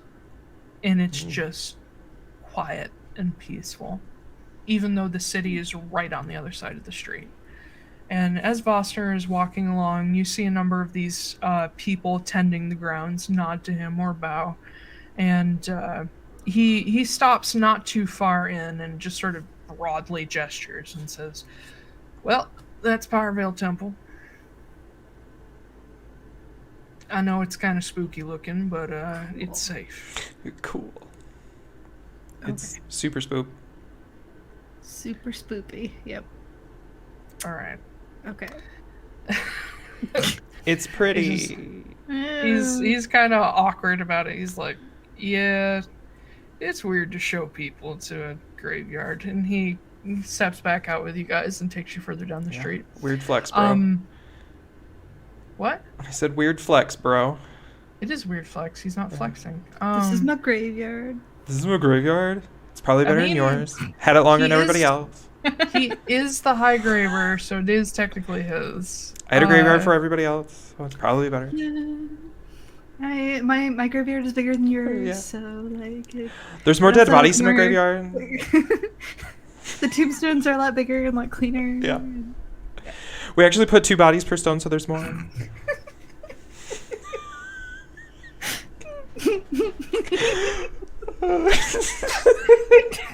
It's such a stupid SNL skit, but God, I love it. It is. Go ahead, Taiylor. Are you sure? Yeah. Yes. Okay. He takes you back out to the street, and you continue on. You pass another temple along the way. A lot of temples here. That is sort of a gray ziggurat shape. The sort of levels of leveled temple, leveled pyramid, and it also has some smaller towers on the corners. And you see a lot of people in the Mathine school uniforms actually coming here. And you see people in purple and gray tending the grounds as well. But Vosner points it out and says, "That's Wynand Temple. That's the library. That's where Ellen Estelle is high priestess." And continue along until eventually you reach a fairly central building that the architecture of Konstanos is a mix of like sort of Tudorian English and ancient Roman. There's a lot of columns and a lot of stone structures, a lot of reliefs, a lot of timber frame. This central structure is almost reminiscent of the Colosseum, but smaller. And you see that there are doors like every 20, 30 feet or so around this round column structure. And hanging over each of the doorways is a sign in multiple languages, common being the top one, that tells a name of a ward or village. And as Vossner walks you guys around the outside of this structure, you eventually see one labeled wall, and he begins making his way toward the door. The door is split down the middle by a column, and there seems to be a very specific flow of traffic, right going in, left coming out. And he kind of brings you guys in close. He's like, don't stop walking, whatever you do. And just sort of meld into the line with just crowds of people. And there's a little impatient like shoving along the way as you guys step through to this passageway that is separated by fencing through the middle. And you see the other line of people coming out, passing by. It's sort of like walking down like an airport boarding thingy. I forget what they're called. The little escalators, but flat. Yeah.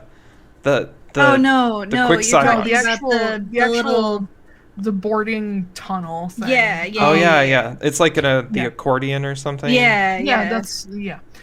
But as you guys go through, you reach a circular room not too far in that you can see is half glass, and there's a door at the back that leads into the central garden area that's actually weirdly gorgeous, and it's just sort of protected from the outside.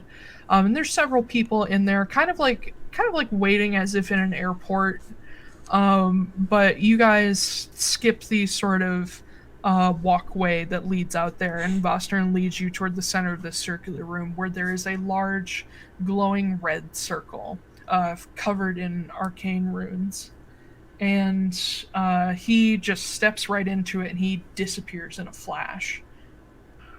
And it's it's constant. It's like people coming out just constant. Jesus, that's a lot of magic. Yeah, it is. Okay. Yeah, it's powered by some very specific sources. Just walking. We will follow. Yep. You step through, and you are suddenly in a weirdly same-looking room coming out the other way. The only difference you can see is that as you exit the chamber, there's a sign above you that just says "Welcome to Wall." And as you make your way out of this tunnel, you step out of a very similar structure, except this one, instead of being a Colosseum style, actually has a domed roof over it, and the central area is indoors. And you step out into a much less dense area. Lot fewer people here, except for, of course, those coming out of the tunnels. A lot of them look like they may be coming here for work or, commuting. And you can see signs all over the place, sort of rough wooden signs that look a little rustic, that show directions and point to different parks and gardens. And Vossner turns and points sort of northeastward. He says, if you follow the signs there that show the way to Anvil Lake, there's an open sort of park area out near one of the main streets. You'll know it when you see it. Ren got a place right on the edge of that. Okay. And he pulls out a journal and jots down some quick directions and tears it out and hands it to one of you. Says, that should be clear enough. If you get lost, can you guys send messages? Not currently. We don't have our message cat with us. Yeah, our message cat is gone. Yeah. Damn it. I don't know if you know where Ansem went. Ansem works in, oh, whoops, I forgot about break. We'll do that in just a second. Ansem works in, sort of the, edge of Smokeway and Guild Walk. Okay. It's in the other direction. Gotcha. And he kind of chuckles, and he reaches and digs around in his bag, and you realize it's also a bag of holding, and he pulls out a little folded up piece of paper and says, this should help. And it is a rough but useful map of the city and where all of these circles are. Okay. Well, thank you for your guidance. I'm sure we will be back in touch at some point. Yeah, I know it's a lot, but if you get lost, just find a circle and come back to Obsidia. We'll help you out. Thanks. That's great. Sure. Be safe and try not to be out late at night on the streets. Just general, nothing special's gonna happen, but you know how cities are. I certainly do. Alright. Well, take care, folks. And he turns and heads back toward the circle structure. All right. And Break time. Break yes, time. thank you. Yes. Oh my god. We'll be back at 7:37. All right. Cool. See you guys in a few minutos. Boy. Hello, everybody. Hello. We're back. A dinosaur story. A dinosaur story. That movie is so terrifying. Yeah. I watched it recently and I'm like, this is for children. Absolutely. It's scary. Also, Ben, Mhm. if you ever want to have an intense roleplay moment, I support you 100%. I don't. Oh, want I you know. No, I I know. I don't want it to be the Marin and Silas show. I want it No, to be the I know. Marin Don't- and Kit show. I'm fucking with you. You don't have to be self-conscious. Hey, but I am. No, I know. It's You're saying this to Ash. so like, I like. Yeah, I know. I've known you for like over 10 years now. I know. Oh my god, it's been almost 13 years, bro. I've known you for 1 year, and I know. But there's like, first, I don't think Kit would have a super emotional reaction. And on top of that, I'm like really good at crying at movies, but I'm really bad at like acting it out. Well, and I feel I super mean- self-conscious, so I'm still working on that. Yeah, I mean, you don't have to. I'm just saying, like, No, I know. if there's ever anything that you want to do and you don't want me to take up time, like, please jump in and do it. Because I feel like Well, You're fine. I'm always jumping in all like, let's go, acting. I have a bachelor's in theater and I need to use it somehow. No, go for it. I do We've not talked have about a this a few bachelor's in times. theater, Yeah. and it's cool. I'm totally cool with it. You're really good at it, so like I enjoy watching it too and listening to it. Okay. Yeah, I got ever so teeny tiny slightly emotional at the visiting pool. Yeah, I was a little. It was just like, I Yeah, I'm I fine. got very emotional. I saw. I know, I heard your it. voice break. Well, did you not see the tears coming down my face? I saw you do a very couple of small. these, so Mm-hmm. No, or the it was the a few, like the don't want to streams. fuck up my eyeliner. Yeah. It's like, oh god, Yeah. get back in there, Yeah. Suck it back in. suck it back in. Have that like Winifred Sanderson face. Yeah, exactly. Okay, That'll so, do it. You guys just came out in Wall, and Vostner left you guys with some directions. First off, Yes. what color is the wall? You cannot see the wall from here. Okay. Second, Ash, what are you eating? Cashew chicken. Oh, bless. Okay, continue. Paint me a word picture, DM, while I eat my chips. You're in a town called Wall. Okay. I look at the map, and I'm like, let's go find Ren, and I immediately start Okay. walking the wrong direction. So, as I this said way. with, as I said with Wall, it is much less densely packed. There are very few row houses here, but a lot of the lots are a little on the small side. It's kind of like a suburb with like a housing development where everybody has a yard, but it's not that big. Everybody has some grass. Yeah. It's kind of like It- in the middle of like Chicago, but not like downtown. It's kind of like Yeah. you have like a Ish. little patch of grass. It's not that tiny, but a lot of the houses have their back to courtyards, which are like shared space. So some people have like fenced-in gardens behind the houses, and then a lot of them have like a community area behind. So like each block, which is very big, is almost like its own like miniature like town or community. Aw. It does seem to be built very specifically like that. This whole area is very clean and there's a lot of greenery here. A lot of people have like hanging flowers and trees in their yards, and this place doesn't look rich. You look but like it an looks anime bad guy. It looks very well cared for. There's a lot of pride of place here, it seems. A lot of pride of ownership. Yes. Everybody here owns a $250,000 home, and they have 2.5 kids and a golden retriever. Yeah. Not too far off. But Wall is also known for its. You'll find as you walk along. Also known for like apothecaries. Ooh, we're in Drug chemists, Central. There's a lot of. There's a shot. No. This is Konstanos. This is Kit thinking out loud as soon as he sees the apothecary. He's like, I have the stuff to make drugs. We can sell drugs here. Panna doesn't grow here. We can sell drugs here. Kit, there's a lot of things we could do. No, wait. I need to start mixing some drugs, bro. All right. Oh my god. I thought we were going to go see your brother. No, we're going to, for sure. I'm just going to make drugs on the way. Good luck with that. I have snow redwood sap, and I have half a pound of dried panna roots. If that's not at least 10 dime bags worth of shit, like... Are you taking out like a mortar and pestle and just like grinding it all? As we're walking, like, I hope I don't spill any of this, because if it touches my skin, I'm going to be unconscious for 3 days. Okay.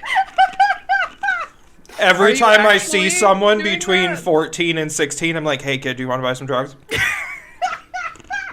Tell me how serious you are, though, because there are some repercussions. I don't want to go to prison. You're making drugs on the street. Yeah, but I don't know if they're cool here. Maybe you should check. Is Panna like a Class A drug, or is it like... Panna is known the world around as basically a controlled substance, yeah. I will keep the Panna in my bag. Okay. And I will just try to look really cool so people try to buy drugs from me. Anybody who tries to look cool does not. You look like a narc. Yeah. I don't know what that means. So I mean, A narc? a narcotics officer who's Yeah. undercover. Oh! Yeah. Okay. You don't know that's what narc No, means? so I thought... that makes Everything makes sense. everything makes so much more sense now. I always thought a narc was like a tattletale, It is. It's an undercover police it officer. is. but I didn't know it was an undercover narcotics officer. Yeah. I thought it was just a tattletale. I didn't know there was No. deeper meaning. So like so many movies make more sense now. Weird. Wow, my whole life just changed. Yeah. Oh my god. Yeah. Wow. Okay. Because I thought it was Wow. NARK. I didn't know it was NARC. Oh no. It's NARC. Huh. No, it is colloquially used sometimes to mean tattletale, but it does mean narcotics officer. Who's like, hey kids, you want to buy some dope? Yeah. Hey, fellow kids, would you like to buy some drugs? It's like some 50-year-old man in a beanie. Yeah. Yeah. I got my beanie. Yeah. I'm there ready. you go. I'm ready. You're like 30-something. You'll be fine. I am literally 30, yo. That's 30-something. That's not 30-something, that's 30. You're 7 days away from being 30-something. We don't need to give people my date of birth. Anyway.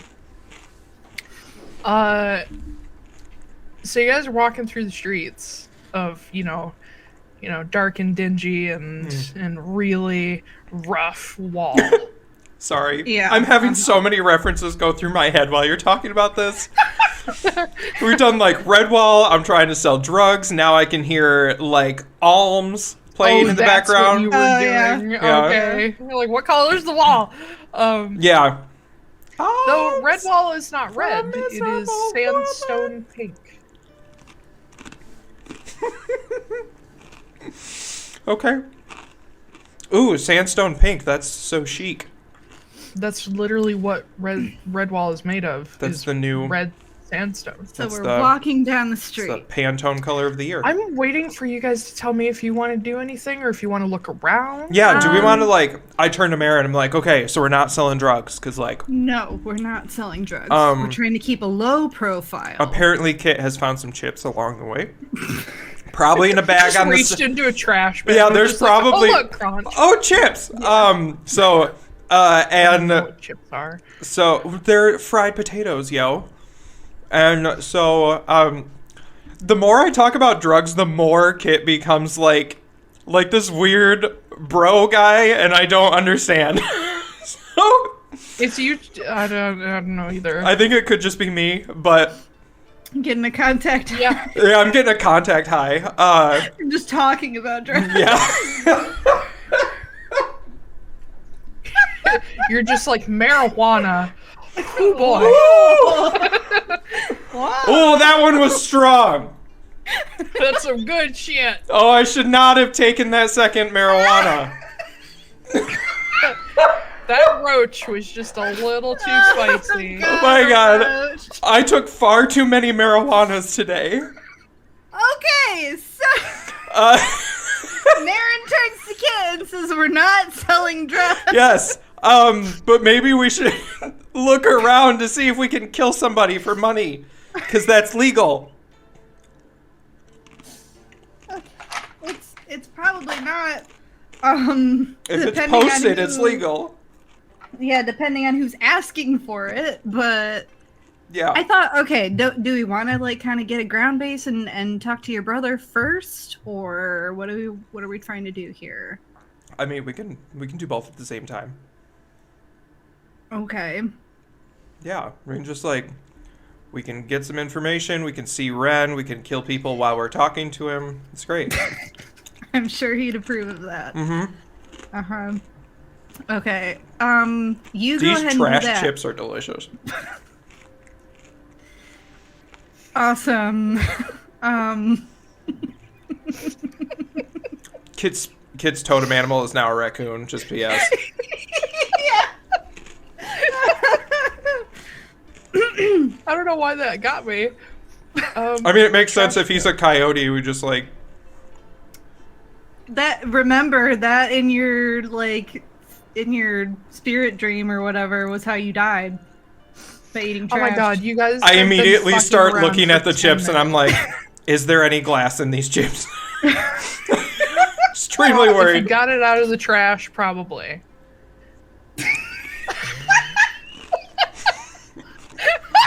They don't taste like they have glass in Worth them. it. Worth it.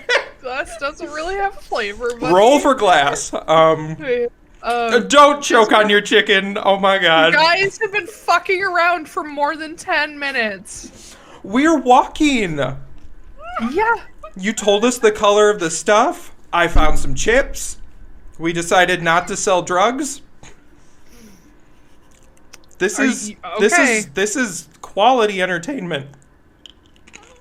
I love your voice break. Okay, fine, you're there. Oh, hey Ren. No, you guys, you guys make your way along, Making our way along. and you reach the main streets and go up the way a bit where Boston pointed you to, and you find an opening to a park that has a number of. It has a couple Jesus. Sorry.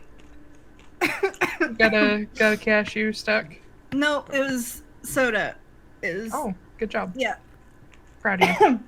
Proud of Okay, you. no, it's fine. We're good. Thanks. Get up to Big the edge of this park. It does have some the closest thing that this world has to apartment complexes. They're not very big buildings. They're the size of mine, 3 stories maybe. Mm-hmm. What? Why Why are you laughing at me? No, God damn it. I'm eating my chips. And a number of homes rim the outside of this this sort of garden and park area. And Vossner did write down the address. You guys, being where you're from, addresses aren't a big thing. That's super helpful. The mailing system in this world is still not that great. Konstanos is sort of the founder of the mailing system. So here they've got shit like zip codes, wards, like, you know, the building numbers. They've got everything that we've got and then some. And as you kind of figure out how the addresses work, like in Moore's Rest, maybe they had like, you know, 14 Cherry Tree Lane. But that's about it. For sure.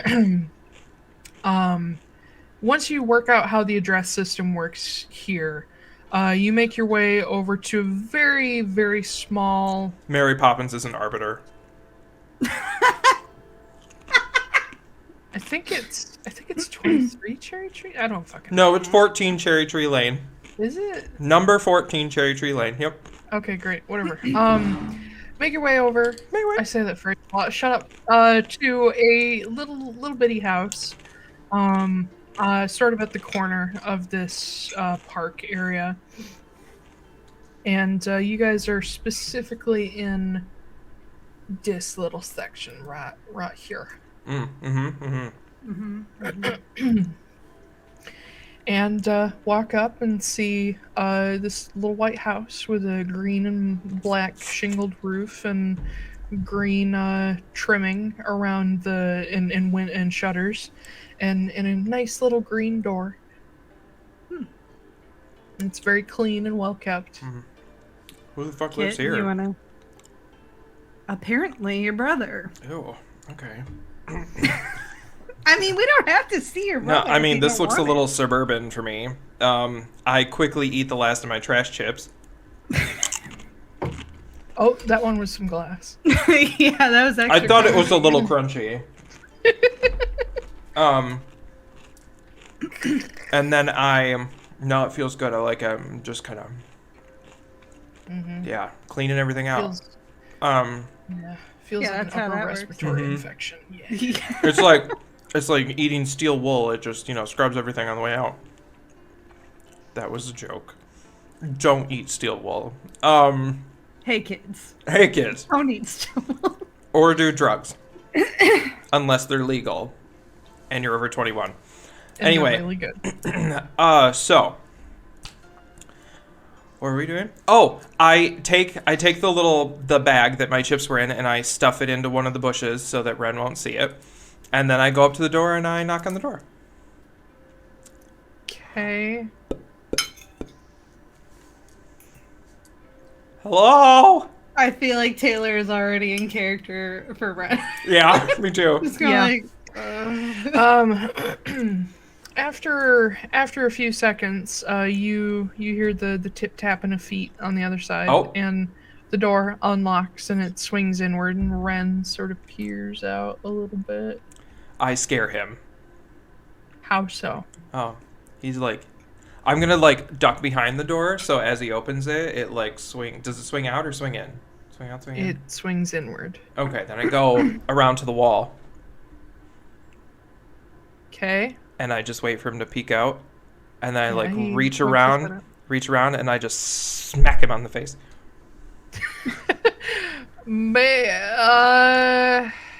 Wait, what's his totem animal again? Isn't he like a moose or something? Elk. Of course he's an elk. Yep. He's gonna deer kick me into oblivion. It's kind of an odd angle for him to be able to hit you. That's true. But yeah, as you snoot boop him, Super snoot boop. I've been snoot booping for hours. Sorry. Gave me grips. Okay, so you boop him, and you hear just a little like, ah! And he like, shuts the door really fast. Ren, it's Marin and Silas and your dumbass brother. And you hear the door lock. Oh. It's like, fuck you, Kit. Seriously, I traveled 12 or 13 continents to get here. There's 9. There's not. And all the way across the world with a god's help, and you're gonna just lock the door? Marin and Silas can come in. I have really important news to tell you. And you hear it unlock, and he swings it open. Oh, Justine's with us too. Oh yeah, forgot there's I also already this. mentioned her. There's this person. She's a little aggressive, so just be careful. Yeah, and Ren, like, he comes out, and little short guy, 15 years old, with the long Elusir furry ears. He is dressed in more Konstanian fashion. Looser, like, not as, like, prim and proper as, like, Silas is, but like a nice-ish tunic and just sort of normal average trousers. No shoes, because fuck shoes. Yeah, pretty much. He's also a druid, so Yeah, gotta be able to feel the earth. yeah, exactly. I can feel between the your- earth move. Feel the earth between your piggers. Yeah, I gotta feel the earth between my piggers. Have you not heard that before? Okay, so you got your finners, and then you got your piggers. I've heard them called piggies. Nope, piggers. Piggers. This little piggy went to market. Yeah. I don't know where it came from originally. I know but exactly where it came from. Where? I had a friend, Taiylor S, because I'm not going to say her last name, but you know who I'm talking about, yeah, redhead. yeah. She's the first person who ever said piggers in front of me. And I immediately picked it up because I was like, that's the funniest shit I've ever heard. I need to thank her. Because that is what I do. I am literally a mockingbird. That is all I know how to do.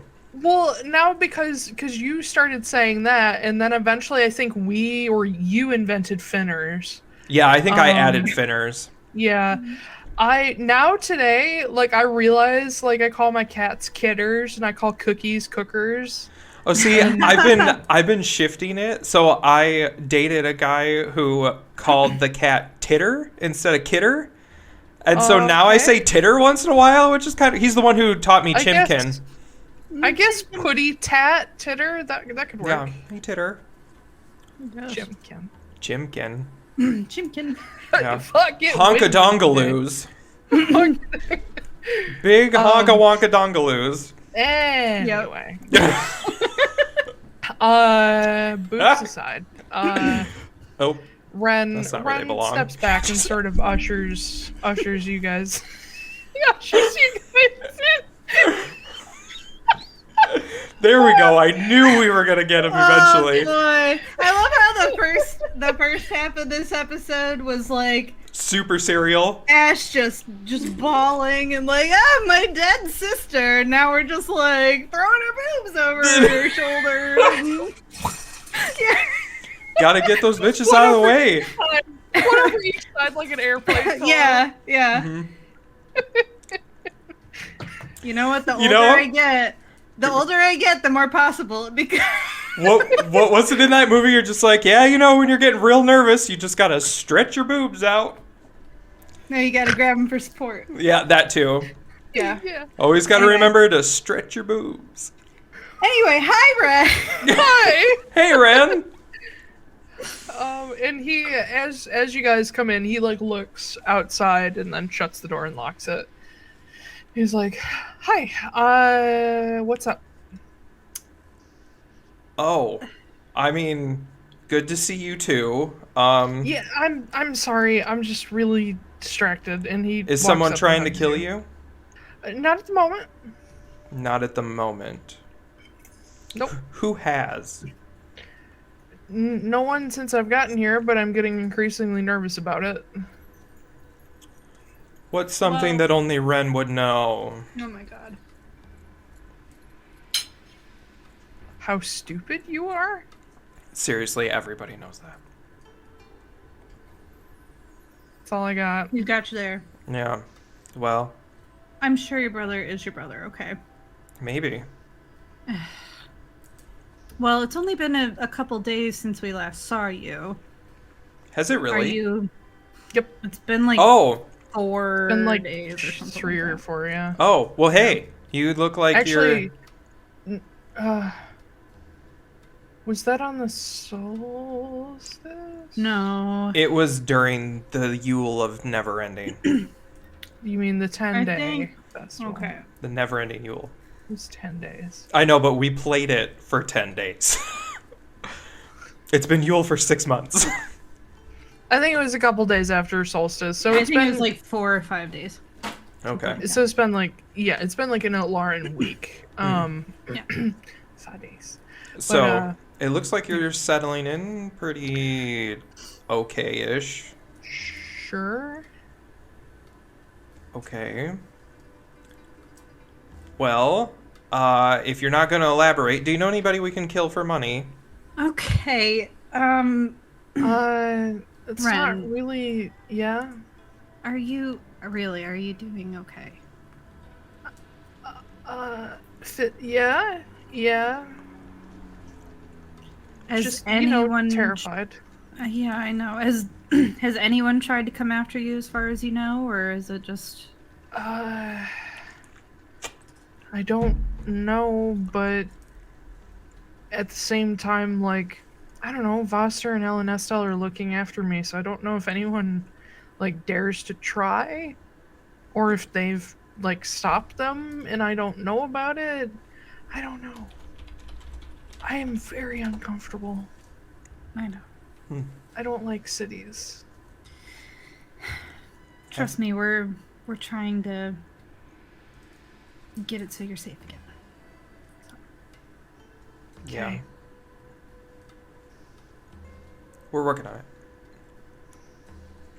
We're closer, but we're still working on it. We are closer. Yeah.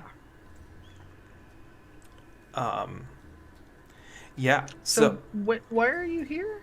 To kill a dragon. Oh. Yeah, have you noticed any of the dragon activity going on around here? Dragon activity. What? They're dragons? They can do No, I know. activity. Just the new hit movie coming this Halloween. Dragon activity. Yep. Yeah, it's kind of hard to miss, when a big old dragon just flies over. Oh, that's print screen. Wait, print screen. Got What? it. What? She's frozen on my Oh, yeah. Oh. Oh no. She did freeze for a minute. It was bad, too. Oh no. I got your face. Oh, It was no. Do you know what kind of dragons they are? I think one's red and one's white. Ice and I haven't seen the white Ice one. and fire. Only the red one. Okay.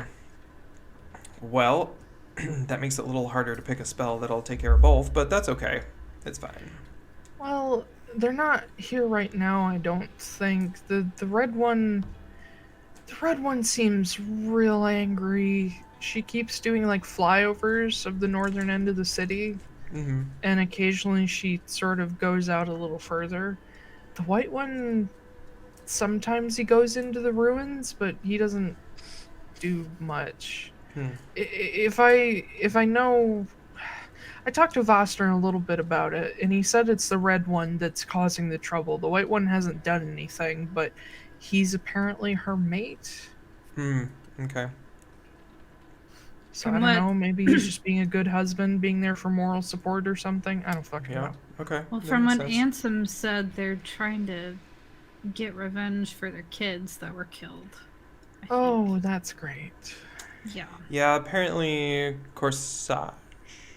Courage. Courage. I can never I always say Corsage every time. Courage killed their kids, so Great. yeah. I'm not sure if he meant to kill them, but they're definitely dead because of him, so.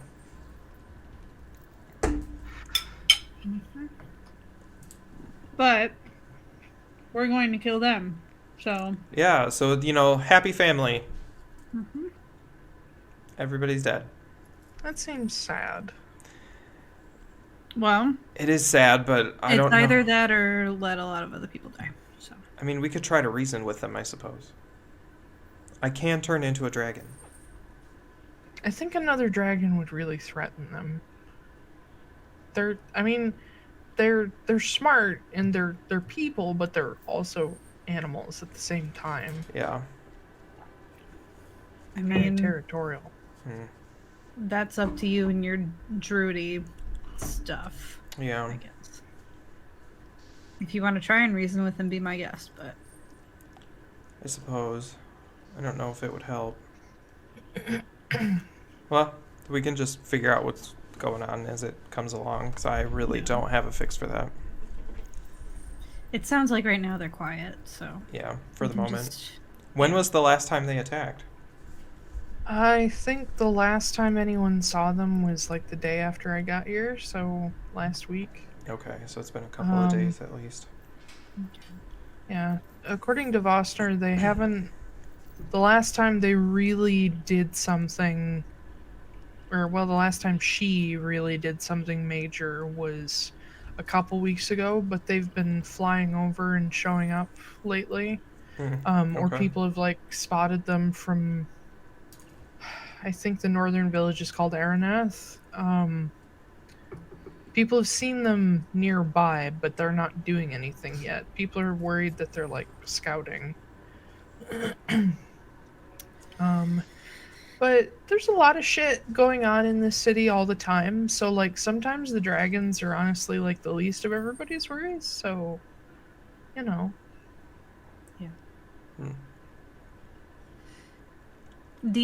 Are you here by yourself? I mean, in this house, yeah. I have a bunch of like really nice neighbors.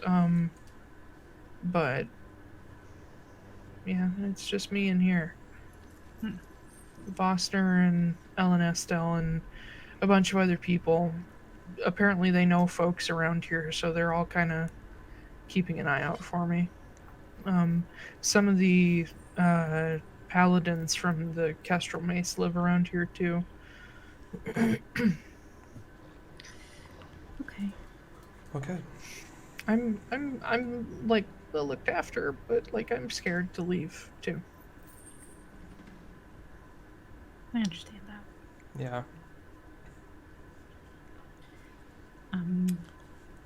Well, Yeah. this place seems kind of small, so we'll probably stay nearby. Oh yeah, there's like this is definitely a one-person house. Not that I wouldn't love you guys to stay and be able to sleep, but I Well- mean, you're always welcome to come with us to the tavern if you want for the night. Yeah, you don't have to stay here. You can come with. I might actually do that. That's fine. Let's do that. We'll go down the road, see if we can find somewhere to hole up, and And he nods and says, "Well, Wall is more of a residential place, but I think there's some places in like southern Durham, Andros. It's not too far." Okay. Okay.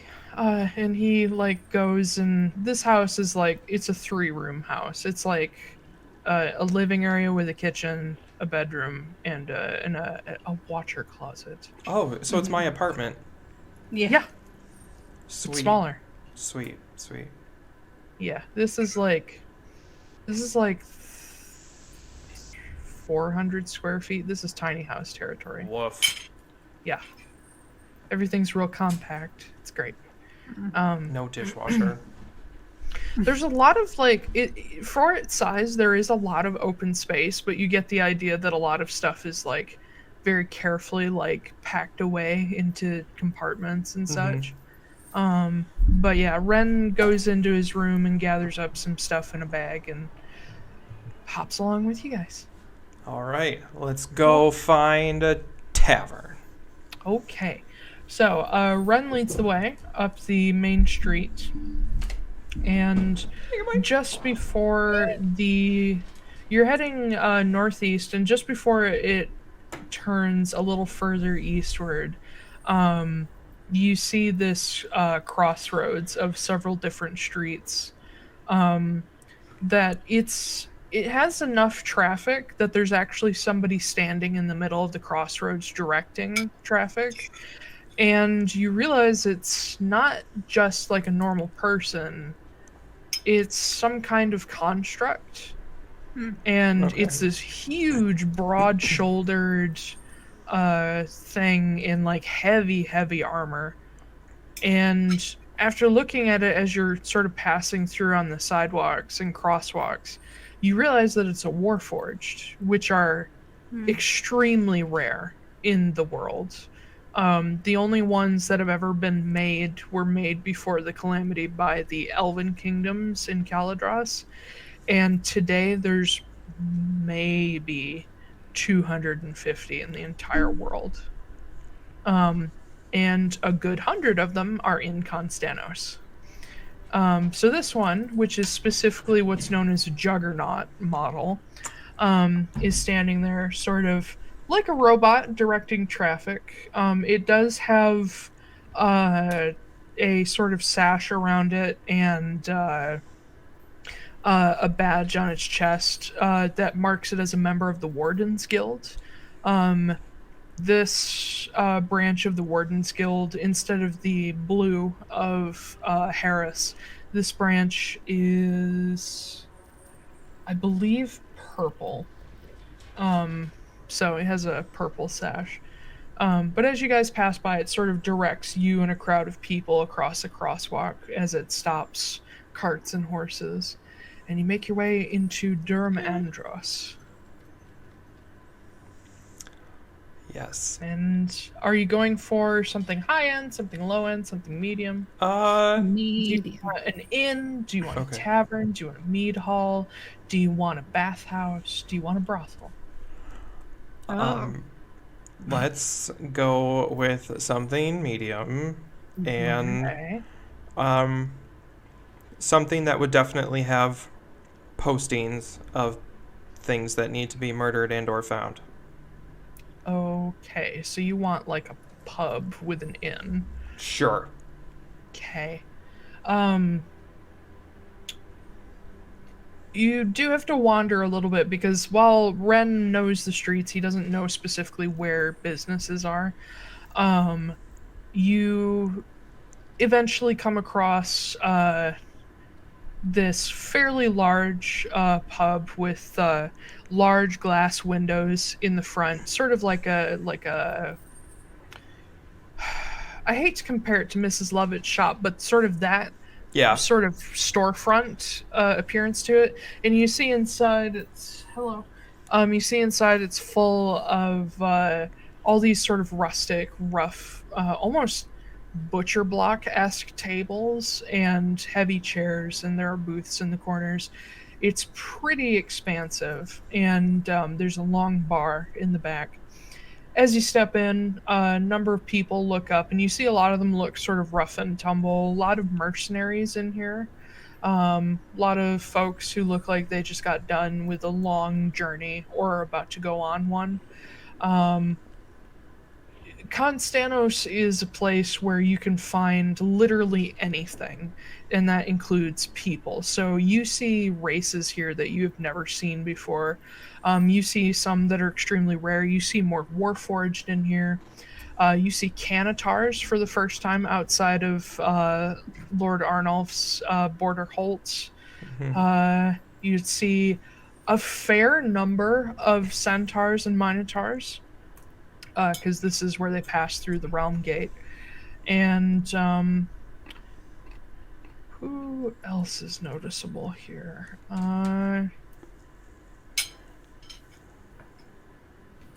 Whatever, there's a lot of people. I can't think of the specifics at the moment. Kit, being Kit, would notice... Well, actually, Marin has credence to notice as well. There do seem to be quite a few handfuls of Dragonborn and Tieflings especially, who have scars around their wrists and necks. Some of them have blunted horns. A number of them are just sort of normal folks. A few are armored up. And you notice in one sort of collection of booths in a corner, there's a large group of tieflings and dwarves and humans and dragonborn who are all wearing similar armor, and they're all sort of not too loud, but all kind of enjoying themselves off to the side. They look like they may be part of some company or guild or something. And at the back where the bar is, being tended by would be a couple halflings and a few dwarves. You see a huge board plastered to the back wall, just next to the bar, that is covered in papers and pamphlets and flyers and all kinds of shit. Just some of them with wax stamps and seals, some of them with like those little tear off bits that you can take like an address or a number. And it seems about half full in here, so it's not horrifically busy. All right. There you go. Do you want to get the rooms? I'm gonna go find stuff to kill. Sounds great. All right. Go find things to kill. Justine goes with you, Kit, whereas Silas and Ren stick with Marin. The squares and the, I don't know, the daredevils going together. Yep.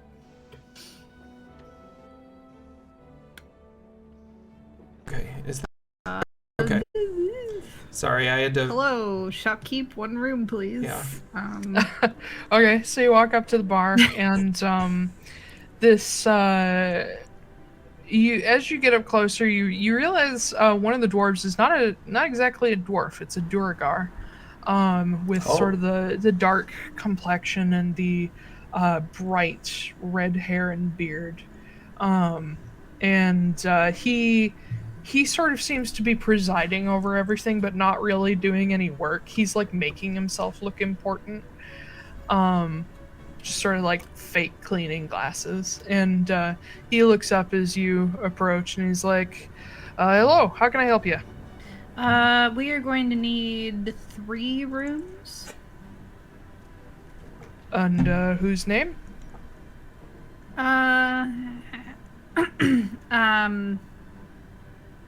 Last name Veneer.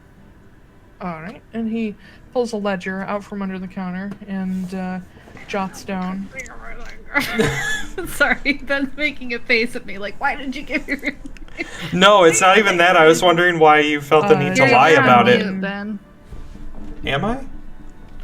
Yeah. You muted yourself, yeah. It's on the... It has the little... In the actual... Sorry. Yeah. There you go. It's okay. I was wondering why you felt the need to possibly lie about your name. Well, because I don't know who the fucking cult members are around. That's true. That's true. That's true. Yeah, but I don't know. I couldn't think of anything. I was like, I could say more. Nope, can't say more. No, don't Kit doesn't say have more. a last name. So my last name was literally the best one. Okay. He jots down your name and he pulls out a box and sorts out a few keys and says, they're not all right next to each other, but they're close by. And he sets those on the counter. But before he lets them go, he says, that'll be 6 silver a night. Sounds good. I'll hand him 6 silver. And he takes that and slides the keys over. You notice as he like puts the silver away, he glances at you guys and he sort of glances over toward Kit and Justine, says, I don't think I've seen you lot before. Are you new in town? Yeah, just visiting. Any interesting business? We're looking into the dragon problem. Oh, well, and he sort of gestures broadly to the group of people in the corner and to another, to a side table that has a blanket draped over it and a man sitting writing in a ledger. He says, well, if you're interested in that, the Atlaran... The Atlaran what? Oop. Atlaran what? Oop. Oh. Oh. Oh, no. Oh. Oh, nope. Oh, no. Ah. There it is. That's just how I test if I'm back, is I start screaming. Ah! Where'd you lose me? You said Atlaran. Atlaran. Okay. He says the Atlaran Mercenary Company is about. Oh, that's so much cooler name for our stream. And the Koligaigo clan is working on that problem as well. So if you're looking to get paid for the work, I'd recommend talking to someone who's actually getting paid to do that. That would be nice. We were planning on doing it out of the goodness of our hearts, but... Nobody does anything for free in Konstanos. Oh, that's good to know. Yeah, good to know. Thank you. And, will you all be needing anything else? Drinks, food, companions? None of that for me. Drinks and food would be wonderful. Alright. And, he goes to the ledger and says, I've got a meal and 2 drinks are included with the purchase of a room, so... and he glances up at the wall where you see this, what to you looks like a gigantic pocket watch. Very large clock on the wall, which is very rare for anywhere else in the world. He says, if you come back at, say 5 o'clock or so, that's when dinner's served. If you're looking for lunch, we don't serve lunch here, but there are plenty of street food vendors along the edge of Anvil Lake and so on. Unicorn fillet. If you're looking for something... What? Nothing. I'm looking at the board. If you're looking for something fancier, though, or restaurants, I know they don't have those in the rest of the world most of the time. Check out Lyrius. There's plenty of interesting places over there. Okay. Do you happen to know any advanced enchanters around here?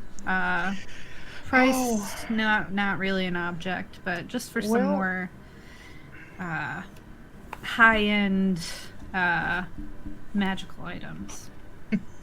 Well, if you'd been here about 50 years ago, I could have pointed you to the Arcane Emporium, but these days, Lyrius would also be more your style. You could also check out the Guild Walk. The Enchanters Guild over there would certainly be able to help you out, but Lyrius is where you'll find more exotic and less controlled sorts of things. Okay. Good to know. Thank you. Of course. Enjoy. Find a table and we'll bring out some drinks if you like, or have a look about. All right. Let's go sit down. He puts his ledger away and continues pretending to look busy. My type of guy. The other bartenders kind of look at him like, you fucking lazy bastard. Kit and Justine, as you walk up to this board... I have Justine. Yeah, she came with you. Okay. She steps up beside you looking up at this board, and you see there's probably a good few months of just layers of shit on this board. Some stuff that's never been torn down. Other stuff that has probably been finished and somebody just X'd it out instead of actually throwing it away. But there are some more official looking flyers and posters that have seals on them. Cool. Others are written by people who maybe don't know how to write very well. Yeah. You're welcome. You're welcome. You knew I was going to do it, didn't you? Yep. I literally did. I was like, nope, I have a mouthful of food. Nope. Well, you did it. Each of them has a tiny seal going. Exactly. That's how that works. I want to look at the ones that have seals. Come on. Oh my god. No, now I'm thinking of the Pokemon. Oh. I want to look at ones that have seals. I want to look at ones that have extremely high payouts. And I want to kind of keep it to the top layer. So more recent. Yeah, more recent. I don't want to, like, have to go hunt down something that disappeared 12 months ago. Okay, well, make an investigation check. Yes. Oh, it's actually okay. Investigation. 15. 15? Okay. Among the very top layer, you see a lot of stuff that's probably posted by farmers in the outer villages, just like help with wolves, or, you know... That's right up my alley. Need hired hands for the season for, you know, calves and lambs or whatever. Oops. You see one that's asking for help dragging Anvil Lake for some missing people. Ooh! I can turn into a giant octopus and do that real fast. That one includes a seal from the local wardens. Oh, like a search and rescue seal? Not rescue, just search and bury. No, they're already dead. I meant like a drug sniffing dog. I get a body sniffing seal. Like we're still on the seal. We're still on the seals. Yeah. So anyway, the notice says that in connection with the local string of murders in Duramandros, the wardens are requesting help from people familiar with seafaring or diving to help drag Anvil Lake for potentially finding lost bodies. How much? Oh, okay, continue. What? Continue, I'm going to write that down. Okay. Another is hiring for the Anders Trading Company that works along the Anima River. Basically, they run... I would say they're comparable to Haldron, but they're very local. They basically trade from the port near Konstanos, and the river crews run stuff down the Anima River from port to city. As for higher payouts, you do see one that is a noble hiring a bodyguard for an upcoming event. Okay. Another one is hiring someone to escort a caravan to a place called Ralden, which is like a week away. And it is a weirdly high payout for a caravan guarding position. There are several from the local guilds that are asking for people to locate and bring back materials for them. A lot of expensive materials. Especially some of them, there's a, what are they called? Oh God. What was, Ash, what was Vesterogna the head of in the Cerberus Assembly? Oh, she was the Archmage of Antiquities. Antiquities. The Antiquities Guild. The Antiquities Guild is looking for people to go ruin diving nearby in a place called the Lowenthir Excavations. Ruin diving. Sounds fucking cool. And then there is one with a very flashy noble seal in gold on it. Not real gold, but like gold wax. That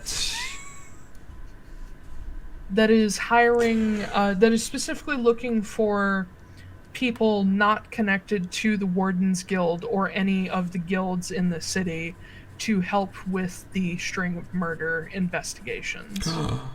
That sounds like something Dana would do. Almost definitely. What if we ran into her? Well, here? This is a long way from Port Saurus. Well, maybe she got a new job. So I'm gonna tear down a few of them, and we'll go back to the table, and we'll all look at them as a group. Okay. You see Justine also grabbed the She grabs the lake trawling one. Not that she wants to take the job, but she's interested in what it's saying. It's some physical labor. Not necessarily. Wait, is the lake trawling one the dragging for bodies, or? Yes. Oh, I took that one for sure. Oh, okay. Yeah. But yeah, you all get back to your table. Drinks are brought around, and Also, while I don't know when I was going to do this. At some point, I am going to take out like a cream-colored parchment paper type thing, and I'm going to cast Make It Pink on Silas's hair, so that he's like a blonde, sandy blonde. Oh God. Wow. Type. Because he's fucking. I forgot we had Make Mor. It Pink. Like, thank you for reminding me. Yeah. Well, he's fucking Silas Mor, and he doesn't have his mask of many faces anymore. I don't think. That's so true. We gotta do something to. Fucking as you cast that, as you're sure no one's looking, you see Silas go, and he looks at Kit. I'll stay quiet then. Bitch. As you guys get to the table, Silas is blonde, which is weird. What He looks like Miguel from El Dorado with long hair. Yeah. What happened to you? I don't know, Kit. Well, you're blonde, in case you didn't notice. I've noticed. Oh. That's weird. Who did? I look at Marin. I'm like, I didn't do that. I would have picked a much better color. Yeah, there it is. Okay. Yep, she did it. Okay, yeah. Silas, we need to do something to. You. So. You gotta. I still have Kit's hat. You could have just said something. Oh, you do? Yes. I don't know who has that thing. Okay, fine. He pass him reaches the in hat. his leg bag and he pops the hat on his head when no one else is. Well, let me check. Yeah, when no one else is looking, and he shifts form into. Shape of. Silas Digivolve 2! He is going to most of his features don't change, but you see his ears elongate into elf ears. His features become just a little sharper. He still kind of looks like Silas, but anybody who looks at him is like, no, Silas Mor is a human. Yeah. Who has like my that, earring of true sight, by the way? You. Well, I know I took it off. I just thought I lent it to someone. Did I not? If you did, you have it back. So. Oh, okay. Then I will put it back on and begin attuning with it because, or I imagine I would have put it back on since I can't use the staff anymore. So I'll at least have that back. So I take all the papers and I slap them down on the table. I'm like, all right, we've got some choices. We can help local farmers kill wolves, which pays. Pays per hide. It would be 5 gold per. Okay, 5G per wolf, which is Per pelt. which is pretty fucking lame. Yeah. It's a normal job. We could help drag bodies out of the lake, which pays. No reward is currently listed. No reward is currently listed. That sounds like means fucking it's like charity. That means you have to go into the interview and be like, it's negotiable. Yeah, fuck those bodies. Okay. Yeah. So, there is a noble hiring a bodyguard for an event. They pay. It is a one-time payment of 1,000 gold. Okay, 1,000 Gs.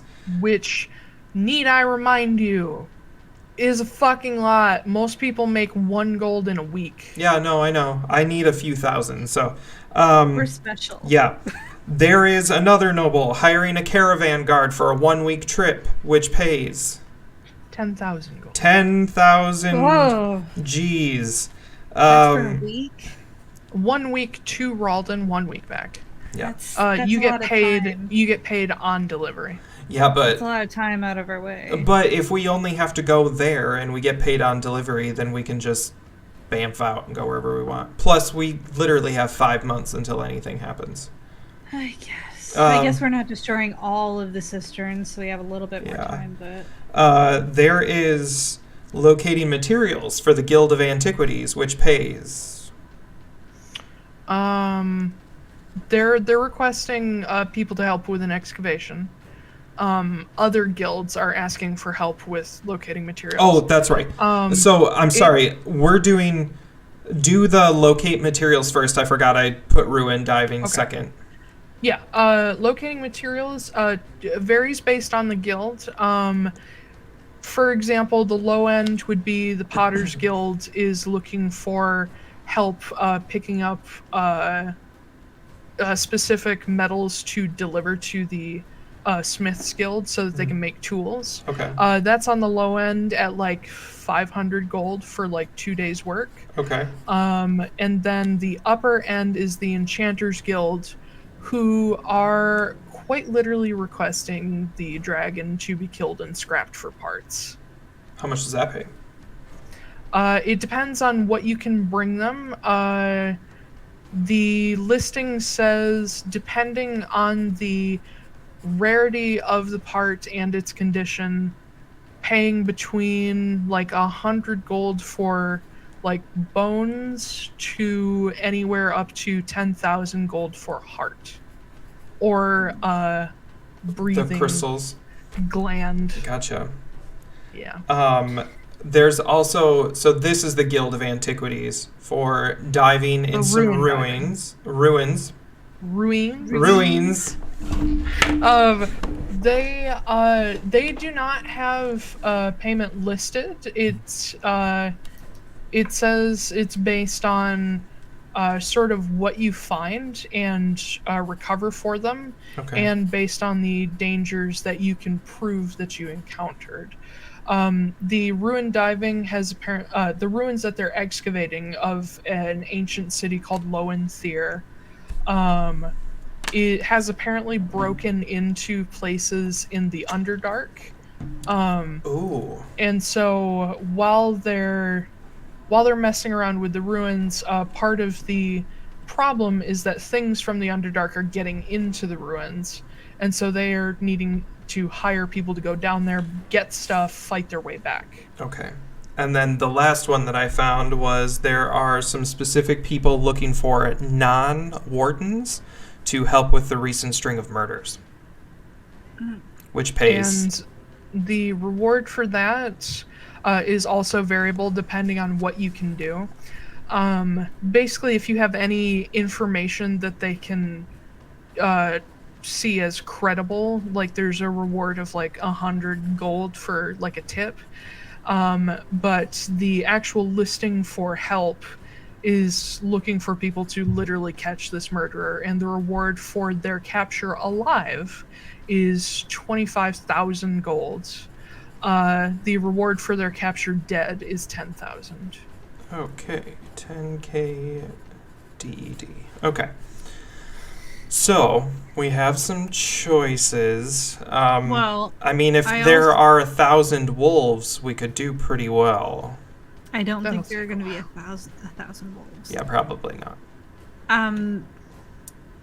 I did also hear from the bartender up there that there's a couple people in here who are hiring for the dragon attack as well. I did think that maybe the dragon might be a good choice, because if we can take it down and keep the majority of the parts, yeah, we could get paid and sell off the parts to the Enchanters Guild. Yeah. That works for me. But we also should probably ask them if we have to, like, split the parts or something, because I don't know if I want to do that. Yeah. Well, I mean, if we carve the heart out of this thing... Yeah.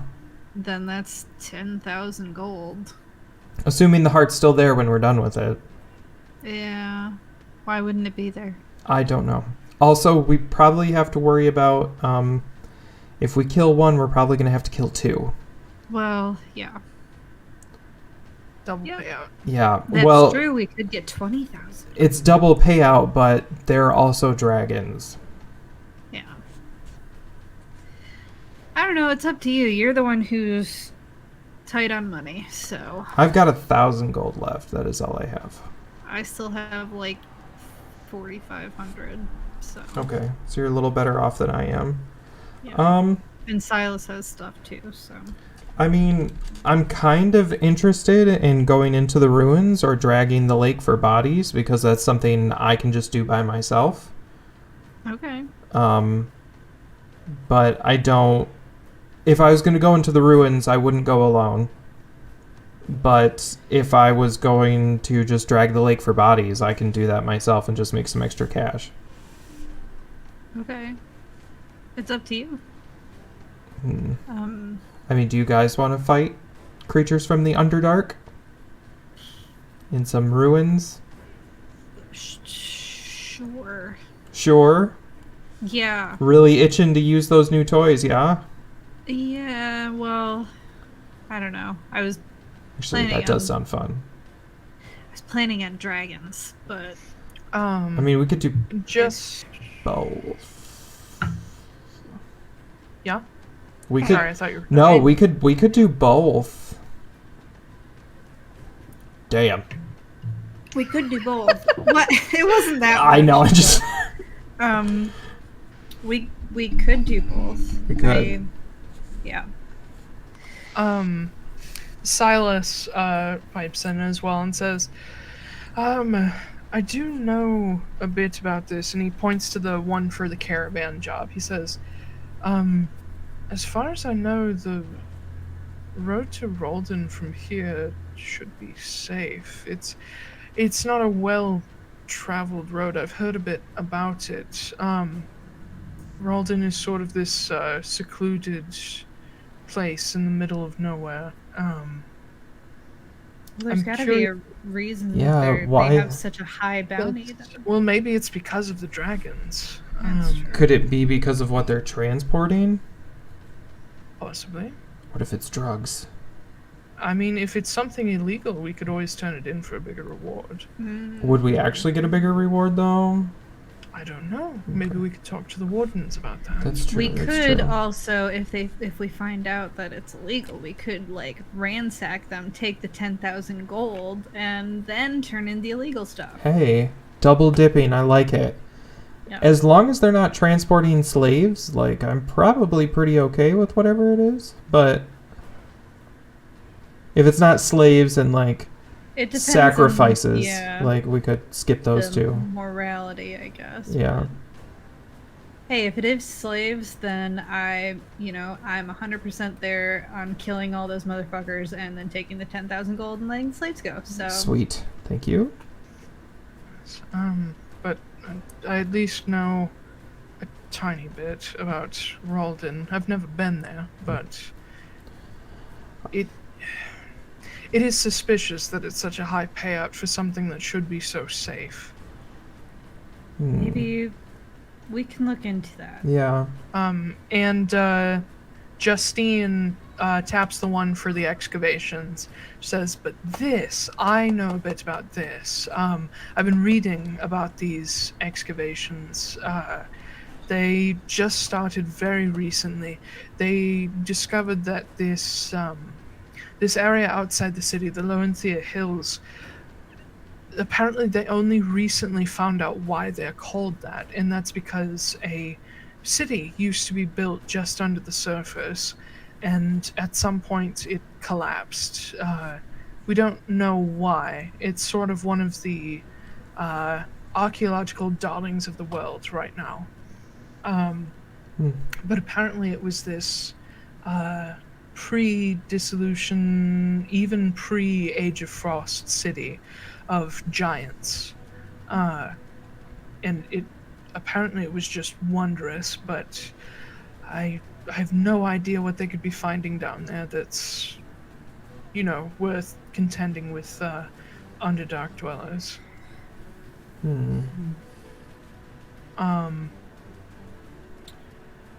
One of these things feels more illegal than the other, but that also doesn't sway me. One of these things has a bigger payout. A bigger guaranteed payout. Yeah. Although if we found something pretty impressive down there, we might get more. And Ren adds in, he says, I think... I mean, the dragons aside, he glances at Silas and he says, isn't Ralden where, that cathedral is? And Silas nods. He says, yes, there's a temple to Aseomatatara there. And Ren kind of looks at you guys and says, there's like this order of people out in Ralden who are dedicated to Aseomatatara. He's this dragon god. He's the son of Atlaran and Tiamat. So I don't know if that has anything to do with this, but like that's the only group out there that I can think would have the money for this kind of expensive travel. That makes me think that they might be being targeted by the dragons. Yeah. Or that it's dragon adjacent in some way. I'm liking that one. Yeah. Also, make a perception check for me. Me? Both of us? All. Okay. Ew. 24. 7. Okay. I see everything. As you're talking about Ralden, even though you guys are being somewhat quiet, you do notice the Duragar motioned to the corner group and said they were part of something called the Koligago clan. You do notice that several of them are now staring at you guys since you started mentioning Ralden. Mostly the tieflings of the group. Yeah, maybe we should keep this a little bit more. And you see one. Oh wait, I didn't notice. Never mind. Yeah. Yeah, you don't see this. I'm just. But Kit, you do see. What? I'm just watching. I'm not saying anything. You do see one stand up who's sort of a pale lavender color, wearing this sort of like close-fitted, like archer's armor with the one pauldron and a bow strung over their back, long tail sort of whipping behind them as they step over. Long black hair all pushed to one side over these slightly curled back horns. And they step over and kind of lean down and put a hand on you guys' table. Hey. And she says, I couldn't help overhearing. Are you folks interested in Ralden? It's a possibility, depending on what's going on. Well, if you are interested, my clan posted that listing. Oh. So I'm going to... does she have scars on her wrists and stuff? Yes. Okay. So... Not nearly as bad as you usually see, but yes, she does. Okay, so she's probably not part of the slave trade, so that makes me feel a little better. She's also a tiefling. Well, yeah, I know, but I wasn't sure if she was like one of those like trick your own kind so you can make money kind of person. Yeah, well, that's true. Yeah. So but she seems fairly young, like maybe early 20s. A lot of like battle scars in her armor for somebody so young. Do you have any other information about what's going on? And she reaches over to another table and pulls a chair over and sits down. Yeah. Sort of puts her elbows on the table in front of her, says, that depends on who you guys are. I am Kit, the High Master Elder Druid of the Elduseer, the Desert Clan. I'm Marin. Great. First name basis. Wonderful. And she I don't have a fancy ass title like he does, so. And Silas, Justine, and Ren, I'll tell her their names, just first names. And She nods, says, I'm not familiar with all of you. Who do you not want us to be a part of? Or, like, we're not, like, caskers or arbiters or anything. Well, caskers wouldn't be a problem, but, you guys have any references? Kenna McAmbro. Yeah, Kenna McAmbro. That's quite a claim, alright. She sent us here. We're on a first name basis. Vossner? Vossner and El Nestle. Yeah. Really? You're involved with that group? Yep. I mean... You guys are all a little bit young to be part of the old people's club. Well, someone's got to We pre-chew have- their food for them. And she actually like properly laughs, and you hear some of the others laugh too. You notice most of these people are around her age. They all seem pretty young. And a couple more like wander over who look similar to her, similar skin tone. And one of them, probably her brother, also leans in and looks over you guys and says, I don't know, Mar, they look like they can do something. Are you guys familiar with the Phelan caravan? Oh, hell yeah, we're familiar with the Phelan. Okay, well, They're family. two of us here are Phelans. And the male tiefling. Actually, looks over you technically guys. 3 by marriage.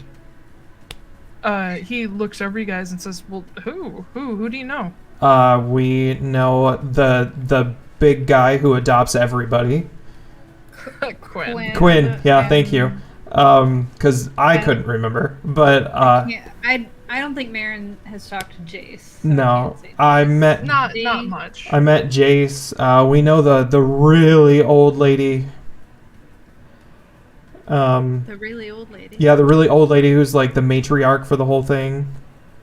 Oh, you're talking about Jace. Oh, that's Jace. Oh, okay. Yeah. Okay. It's not that No, old. you might mean Theodosia, who's her mother. Theodosia, Oh, yes. Yeah. Okay. And then Yeah, we and, know. The female tiefling says, I got it. You know them. Oh, okay, clearly. okay, cool. Yeah, we're Phelan too. Oh, who do you belong to? Small world. Well, it's really not a we- small world when Quinn adopts everything he sees.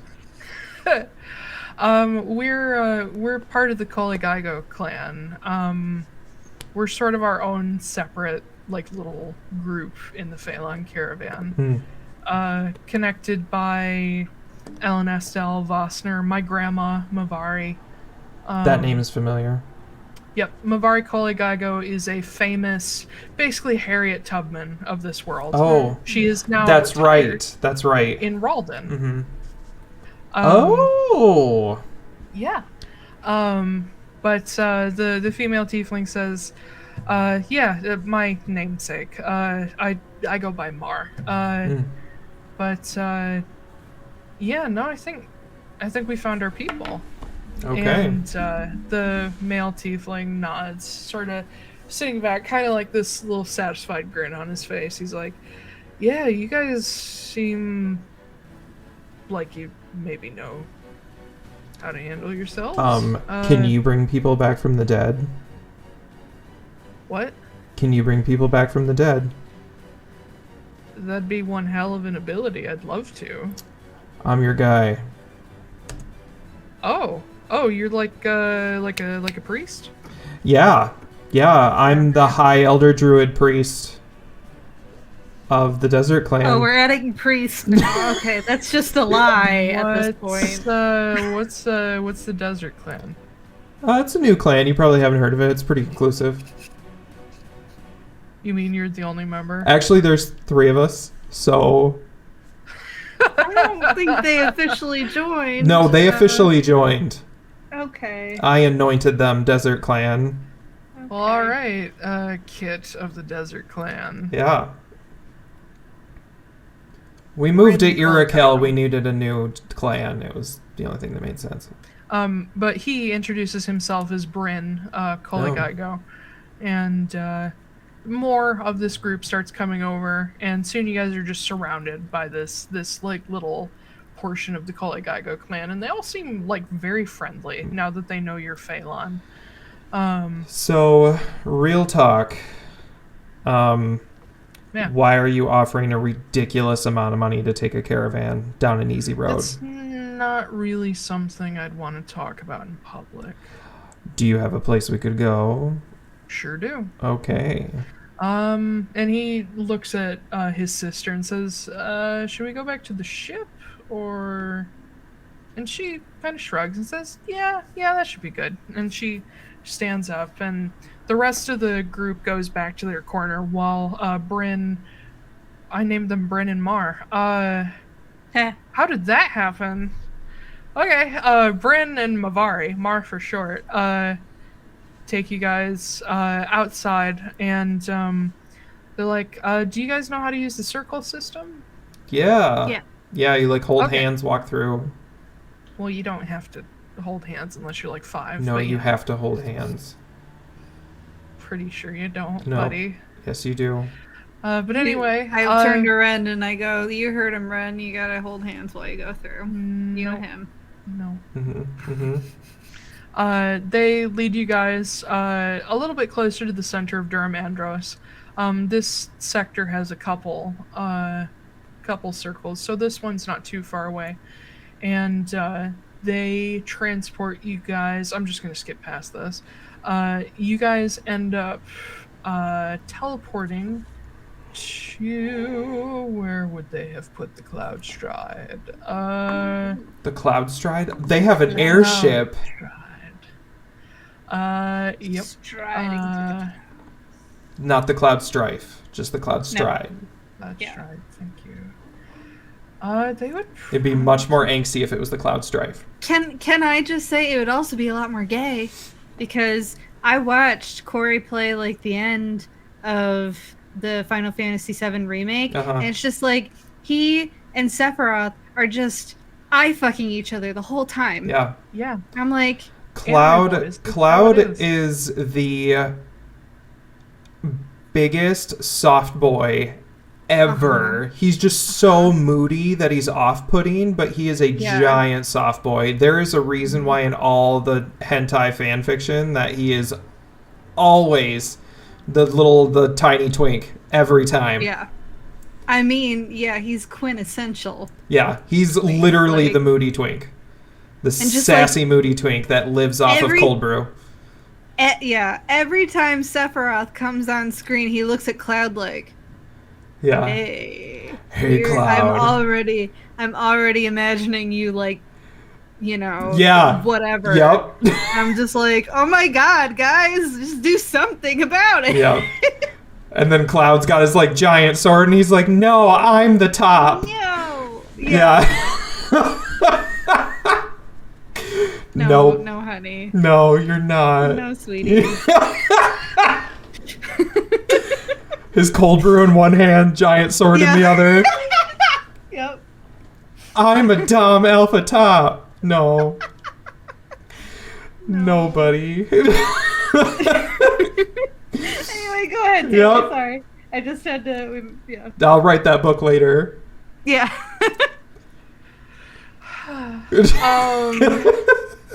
Okay. Like, I love Final Fantasy VII, don't get me wrong. Yeah. They would have put the Cloud Tifa Stride is up the real top. She is. Up in probably RM. So, you guys jump through the circle labeled RM, and you end up in this comparatively very small building where all the circles are sort of crammed in near each other. And you step out into what is a little farm village just outside the walls, which, P.S., now that you can actually see the wall from here, the wall is, I believe, slightly greenish. Oh. Okay. Green with bits of gray. Is it made of residual? Is it like limestone? It's not gemstone. It's stone. Oh. It's just got like moss and shit growing on it. Nope, it is greenstone. There is like moss and vines in sections, Trying to yes, but think. the stone itself is a pale sort of seafoam green. Is it jade? No, that's a gemstone. That's gem. Yeah. Whatever. It has the texture of granite. It green. It green. It green. Granite comes in green. I googled it. What? Nothing. Taiylor just looks so annoyed at that. I wanted to know what kind of stone it was. I was gonna have. It's not. I was gonna have it's Kit not spend all granite. fucking day just like touching the stone. He's like, "What is it?" Well, we're Okay. too far. So- we're too far out to touch it. But It is not granite. Okay. But it does have similar qualities. The big thing you notice is that if you're gonna fucking look at it, the stone has like these weird dark striations through it. What's marble? Continue. Striations through it that appear to have flecks of like blue, almost like lapis, or some of them also have flecks of red in them that do appear to be like gemstone chips that have been set into the stone. All the ones that Magic have wall. gemstone chips are toward the base of the wall. Looks like magic. That is precisely what it is. It is magic. Magic. Magic. But anyway, you step out of this building and turn north, and immediately you see a slightly smaller twin to the airship you saw outside Mathine Tower. This one is much more streamlined. It would be comparable to a large schooner ship. So it has the 3 masts, and it has triangular sails, and it has these sets of blue gems held to the outsides by these long metallic arms. Are they threshold crests? No, Okay. they're way too big. Okay. Like the largest one of these spears of crystal is probably around 10 feet tall. Woof. Wait, hold on. A meter is about 3 feet, so... Yeah. Sorry, the largest one would be about 20 feet Dang. Okay. from end to end. The smallest one would probably be like 5. But yeah, they're all these solid, big blue spears of crystal. Yes. It is up next to scaffolding that also has a little pulley elevator next to it, and a stairway going up. And Bryn and Mavari make their way toward the scaffolding. You see other folks in similar armor to them currently unloading the ship, and you see them also bringing down a number of people in somewhat ragged clothing who have very fresh, raw marks on their wrists and ankles and necks. And each individual, what you assume is a former slave, is escorted by 2 of these members of the Kolegaigo clan, as some of them actually need to be helped down the stairs. And they start taking them off to the west where there's a line of carts waiting. Okay. Yeah, we follow them up to talk to them, or wherever. Alright, you 2. Chill. They take you up and you cross the gangplank onto the starboard side of the ship. And stepping onto the planks, it's not like stepping onto a ship at sea that's rocking ever so slightly. This feels pretty solid, and it doesn't sway. The center of the ship, the central mast, is made of the same blue crystal in just a long column that holds up these sails. And as you step on board, Bryn steps off to the side to help bring down their passengers, whereas Mavari brings you to the bow of the ship and leans on the rail. She says, "Okay, so, welcome to our operation. Yeah. It's multi-generational. It's been going on for like 50 years. You see that?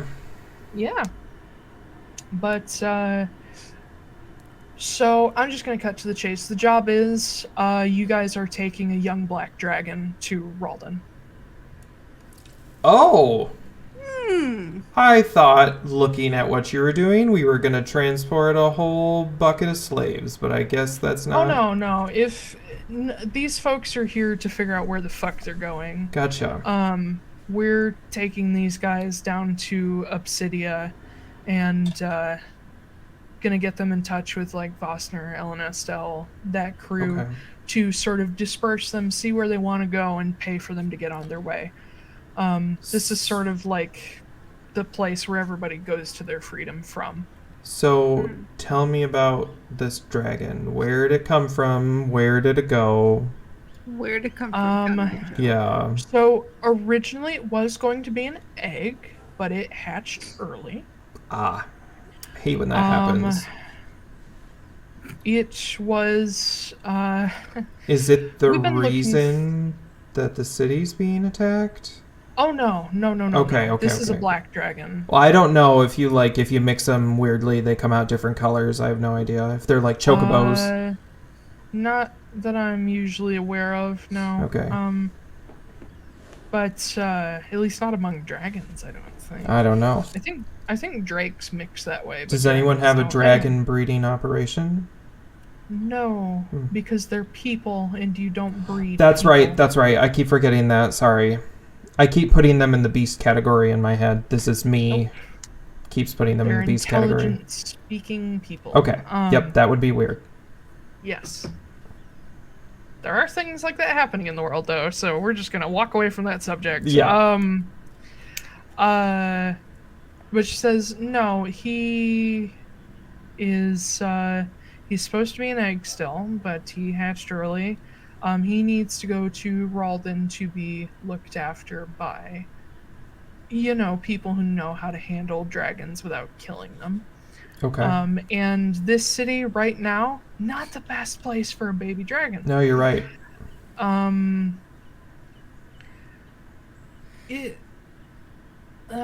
me see if she would tell you.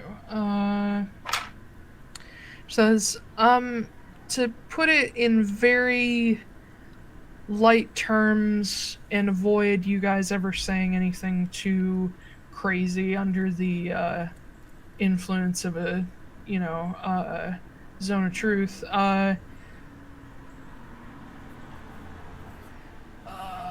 his mom told us to take him there. Oh. I'm assuming his mom is not one of the ones that is a problem. No. Those two pale in comparison to her. Oh. Oh, wow. Yeah, it's kind of important, and other dragons do not like other people's babies being in their territory, and those two considered that this is their territory now, so we need to get him out. Okay. When does this need to be done? ASAP. Cool. Well, do you guys have everything you need? I turn to Marin. I know we just paid for rooms and stuff, but we could totally just grab some food for the road. Okay. Follow-up question. Do we anticipate any problems on the road? God, I hope not. Okay, so that's a yes. Are we taking your brother? I mean, he might want to go. Dragons. We can ask him. That is Ren saying. Yeah. He's dragon. with us now? Yes, the he's whole been group with is us. with you Oh, guys. all of us went. Yes. Oh, I thought it was just me and Marin. No. Okay. It's all of us. Well, I mean, Ren, it's just like a quick field trip. You said you wanted to get out of the city. You feel kind of cooped up. You're an elder. You're pretty powerful.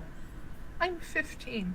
You're still pretty powerful. Come on. Okay. Kit, I don't think you should pressure him. No, I'm not pressuring. You can absolutely say no. You know this, but like, it's cool. That's why I can't say no. What? Ren, you can say no. You can literally say no. I will shoot him if he makes you. Yes. Okay, no. There Okay, we go. fine. Go home, lame, and we'll go. That's exactly. Justine just deer kicks you in the arm. Ow. Take 1 point of damage. Ow. Actually, no, she has unarmed fighting. Oh, God. Take 6 points of damage. Jesus. Okay. So your shoulder pops a little bit. That brought me below 100. Is this a task that 4 people can handle? I imagine other people are going with us. Mar says, yeah, at least one of us will be going with you to lead the way, but At least one.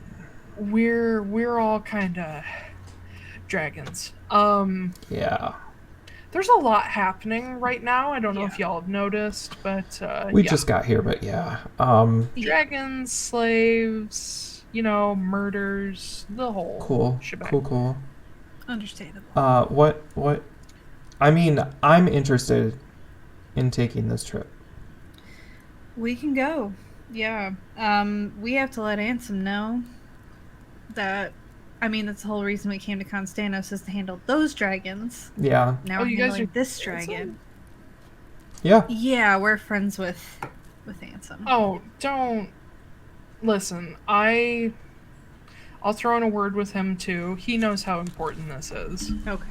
Oh. So he's aware.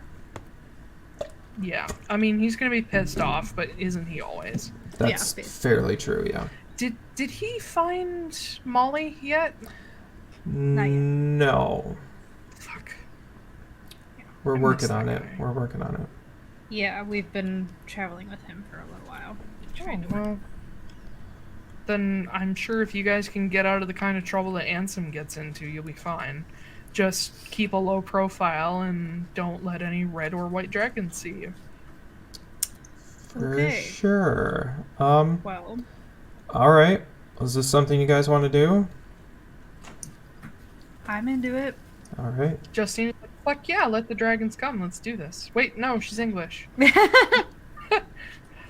She went American. Yes. Yeah. Fuck yes. How about you, Silas? I suppose it'll be good practice. That's a solid maybe, which is what you usually give. So Yeah.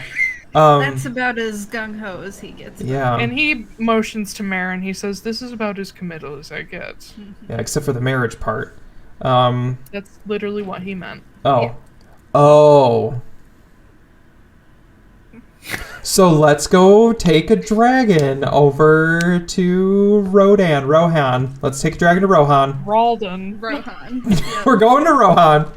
Yep. Row hero, ride Great. now. Yes. Yeah. What? Days and Gandalf calls for aid. Yeah.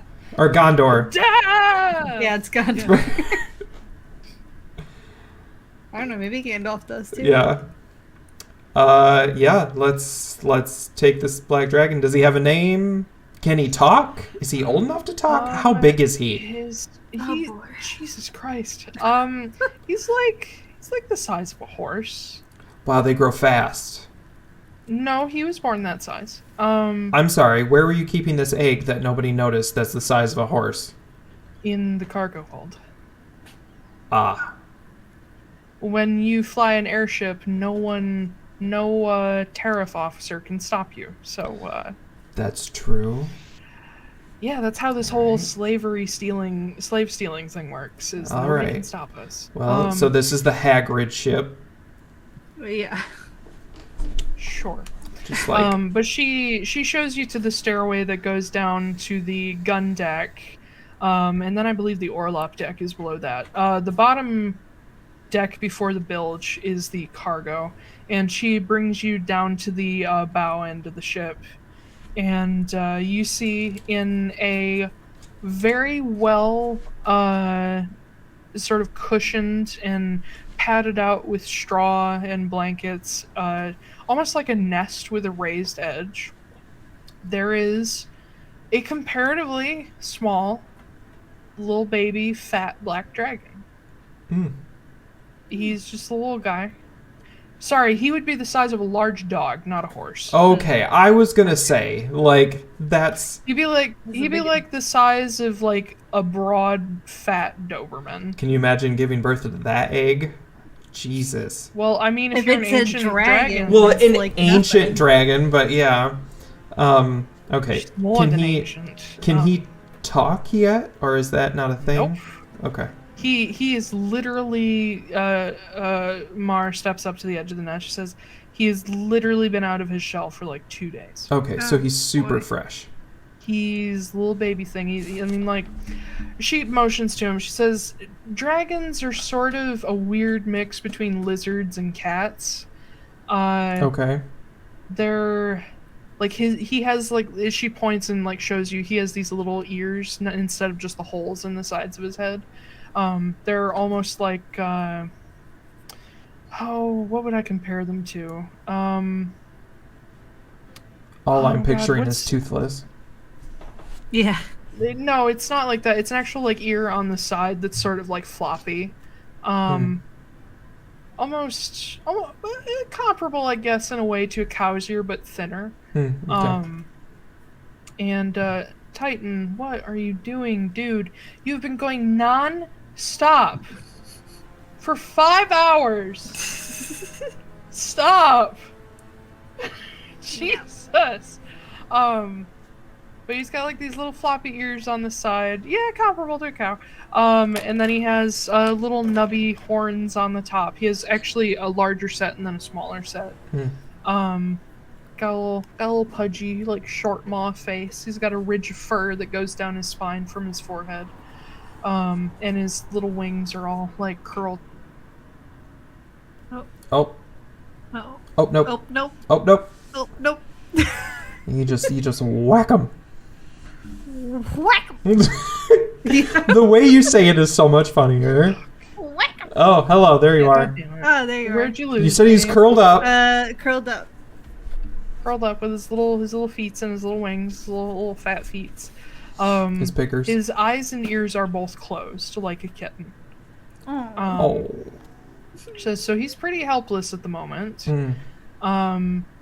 So the plan is we're gonna put him in a fairly, like, normal-looking wagon, but we're gonna armor it on the inside just in case.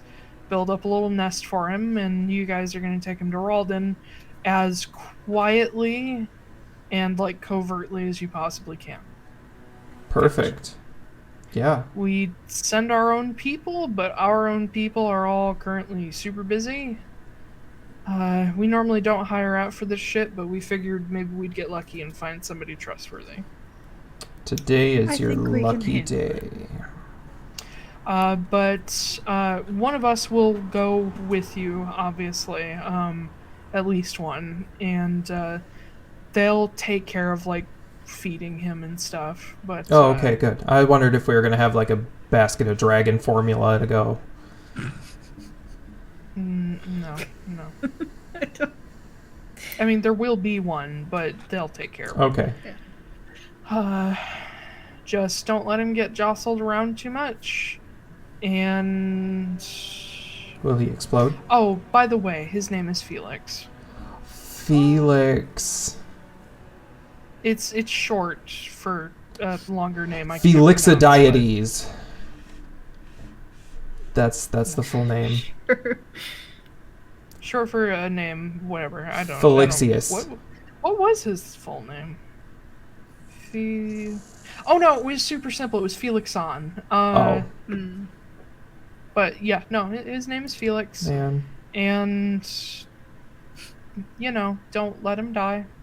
Otherwise, we gotta do this whole fucking thing over again, and she's gonna be real pissed. Oh. Does she have more eggs for you to bring over? I mean, she will if he dies. Oh, okay. I think we're your people.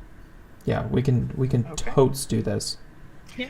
And she leads you guys back up to the captain's quarters. And you see her as she comes into this not super heavily decked out room, but like it has a lot of ledgers and books, map table, the sort of sleeping area as well.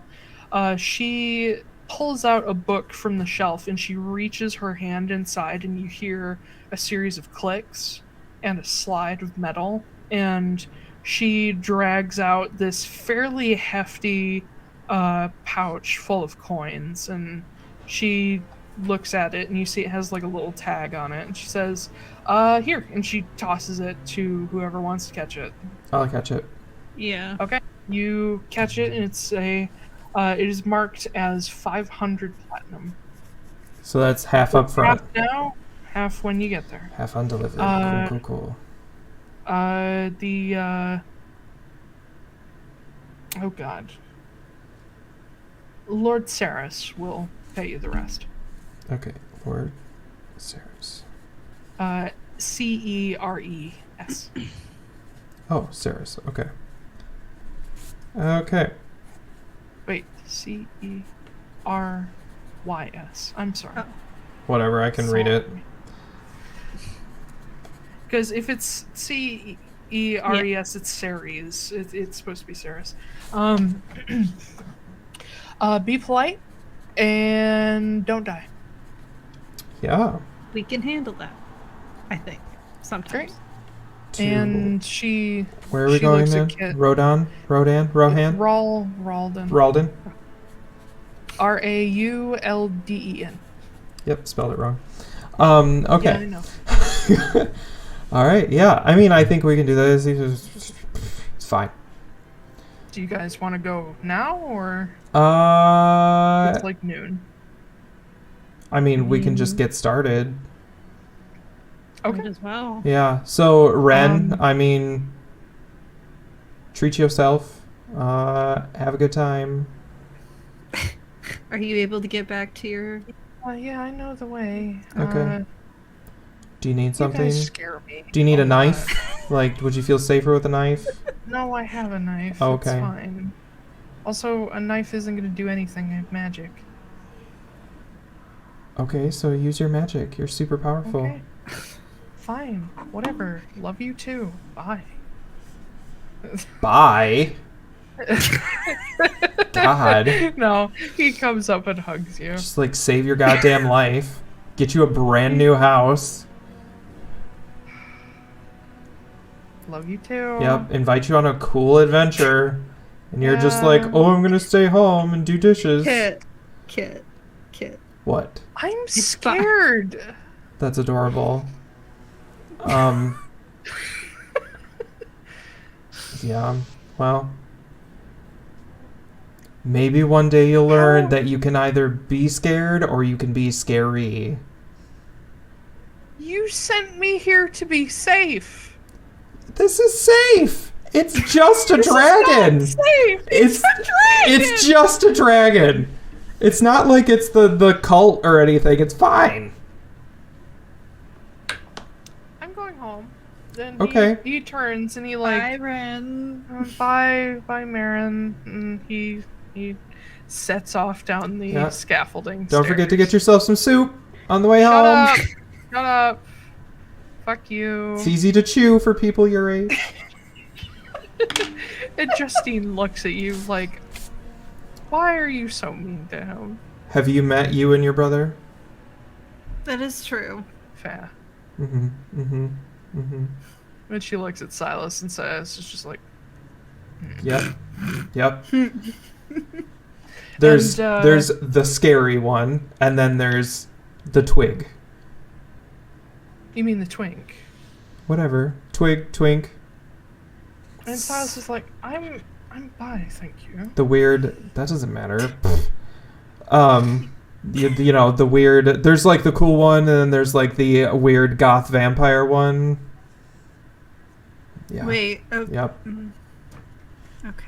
Yeah. I mean, vampire, yeah. Yeah. Close. So, it's cool. Getting closer. I was thinking more Silas. I was pointing at myself. I was thinking Oh, Silas, okay. but yeah. Yeah. I'm the weird one. I know. Oh, that's fine. So yeah, let's Yeah. let's go. Mar heads back down to the cargo hold with several other people. She says, we'll meet you down below. One sec. Okay. And as you guys head back down the stairs, following some of the other folks, some of the Koligago clan bring around one of the carts that looks a little sturdier than some of the others. And you see them also bring up a second cart that's just like full of like scrap stuff that you see they've been making repairs on the ship with rather. And they start pulling out hunks of metal and just like nailing it to the inside of this cart to sort of armor it, but without it being outwardly visibly armored.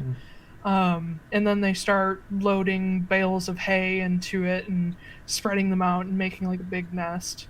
And a good 10 minutes later or so, you hear the like squeaky pulleys of the elevator thing that they've got with ropes as it goes up, and then they load the little dragon onto it and they slowly lower it back down. And it takes like 3 or 4 of them to carry this chunky little black dragon over to the cart and very carefully load him in. And he has woken up and he's making this like kitten squeak pitched down ever so slightly. That's horrifying. No, it's not. I was it's not thinking like four octaves, just like no. No, it's like 1 octave Oh, lower. okay. So it's not. It's like Yeah. Okay. All right. Yeah. It's like human range. But yeah, they load him in. They put a canvas like Old West style canvas over the cart, Mhm.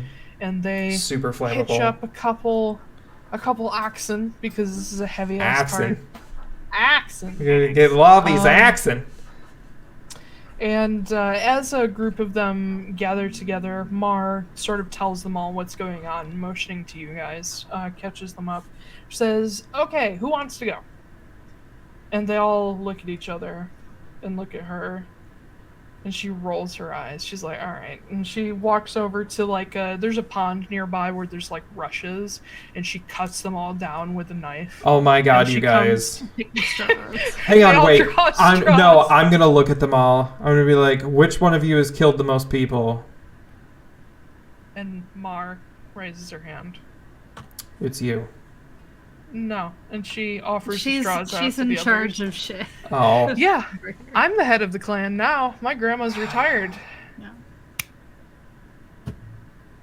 She hands the straws. Let's see who you guys get Oh, out of God. her and her cousins. But- that was better. I feel like that was actually pretty good. It was really good, actually. It actually was. Yeah. I've seen that movie too many times. Of the group, an older, like darker lavender tiefling with slightly shot through silvery Oh, God. gray, silver and black hair, with a little bit of a beard. He draws the short straw, and Mar's like, "Oh, Dad." Oh And he's no. Fuck. All right. Oh god. Do we need to pick up some soft food for you?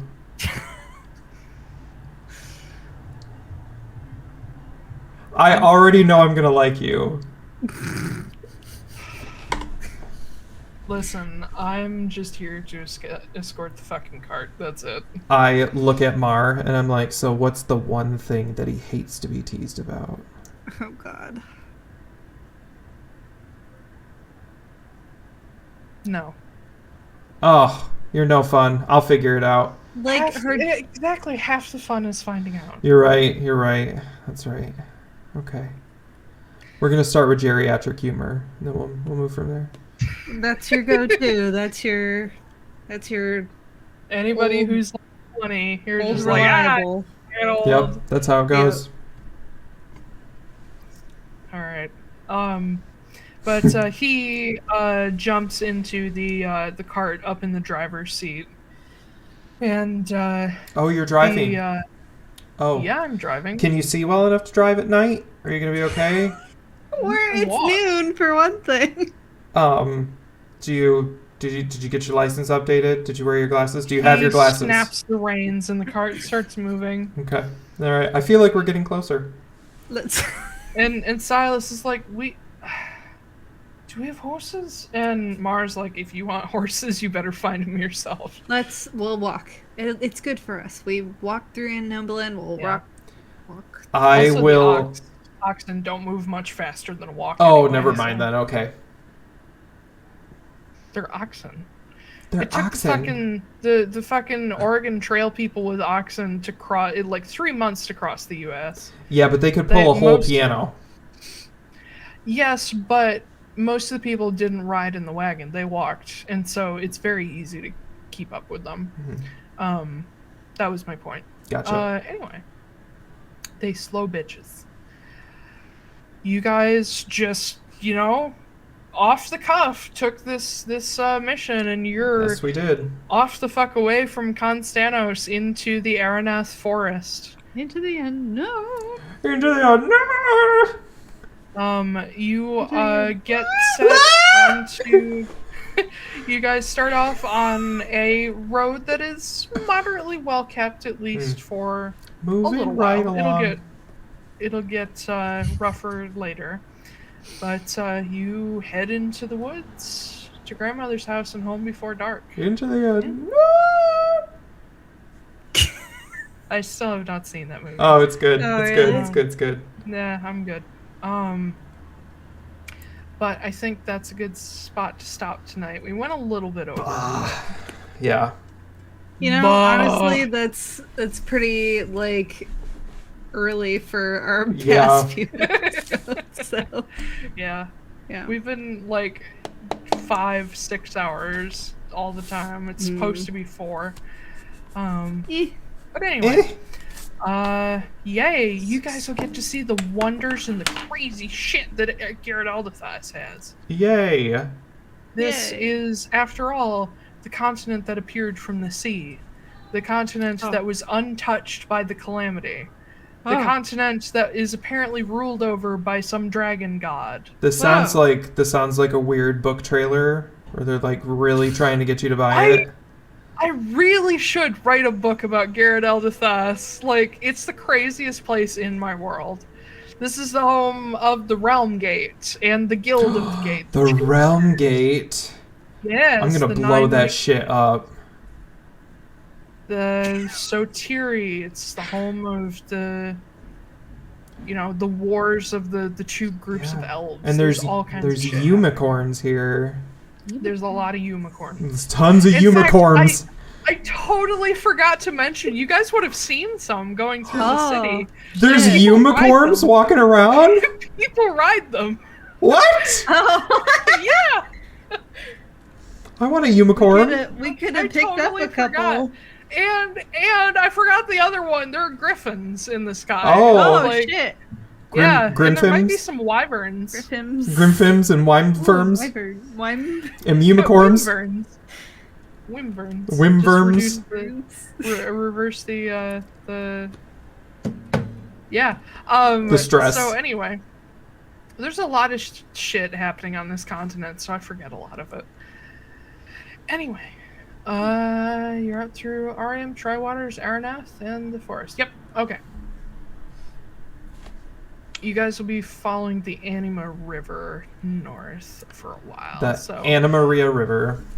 Yep. sure. You'll find out why it's called the Anima River someday, maybe. But yay. So, thank y'all for joining us. Yay. Yay, episode 31. We will not be streaming next weekend. Oh yeah. I mean, you're doing a thing, I guess. I don't know what you're doing. don't I'm know. having an equinox vacation. I don't know what I'm doing. I have Friday off. Cool. I was going to take Friday, and then I deleted it because Oh. other stuff had to happen, so... Oh. Yeah. You still have Saturday and the equinox. It's fine. I'm not worried about it. I'm probably Yay, spring. I'm probably getting drunk and watching the Justice League Snyder Cut because I hate myself, apparently. I mean, getting drunk sounds fine. That sounds fun. Sure, if you Anyway. like that kind of thing. But yes, you can find us on Twitter at Lauren ADVCo for the actual stream. Follow that for updates on the VODs and podcasts, which get posted on Wednesdays after the streams. We stream mostly every Saturday, 5 p.m. Eastern. And Ash, tell us about yourself. Hi, my name's Astrid. I write things sometimes. You can find me... What? Nothing. Continue. You can find me basically everywhere at Astrid K Writes, all the social medias, or you can find me on my website, astridnight.com, writing book. It's about D&D. It's pretty cool. It's really good. Eh. Shut up. Oh It's my good. god. It's awesome. It has Rasputin. It has like a cool way to do magic. You know how people have swear jars? You need a jar that every time you put yourself down, you have to put a quarter in it, and you guys will be able to afford a new house by next week. You'll be able to afford like an estate by next week. An entire... You will have to get a second job. Aww. To pay for your own self-deprecation. Exactly. Oh man. Oh man. Now I feel bad. Why? Because I put myself down. You feel Oh my bad god. for feeling bad? I'm gonna put myself down for putting myself down. Now you gotta put a 50 cent. Yeah, that's a whole... You're gonna have to go back in time to find that. Yeah, I've got like 2. Invent time travel. I'm just gonna be up front. The whole Sylphie scene like put me in a weird emotional spot. So I'm you're like, fine. I don't. Don't blame Sophie. I'm blaming her. You write good shit, and Yes. hopefully we'll get to see it this year. I'm excited about it. I'm very Thanks. excited about it. Thanks. Thanks. Thanks. Avocado. Like, tell us about yourself. Oh, hi. So BlakeRWolfe.com. BlakerWolfe. Yeah. So you can find me under Blake R. Wolfe at the website, at literally any social media outlet, including Reddit. And I write fantasy novels. I've got 2 out so far, and the 3rd one is coming out on March 31st, which I believe it'll come out after the next time we stream, if I remember how the days go. And then... Yeah, the next time it'll be 27th. Yeah. And then, there should be a couple more books after that, and I'm working on some other side projects and things at the same time, so people seem to like them, so I guess go check it out. Yeah, Crystal Key is awesome. I'm glad you like it so far, because it's my favorite one, even though it's book 3. I mean, I blew through 9 chapters in like one day, so... I feel like I spent all of book 1 and book 2 figuring out like how the characters really sound, and then book 3 it really solidified. So yes, especially Tara. Yeah, so I think it's probably the best one so far, but there should be at least 2 more. Like objectively, it is. Yep. It's awesome. So Taiylor. Yeah. Well, I blew through 9 chapters, and then I realized I hadn't been editing because I was so caught up reading. Oh, I hate when that and happens. I was like, fuck. And I just went back and I'm like, okay, I gotta read this out loud to myself now. Mm-hmm. And I'm glad I did, because otherwise I would have missed some shit. That's good. Yeah. So tell us about Anyway, yourself. hi. What do you do? You can find me on Twitter at TAIYLORWALLACE.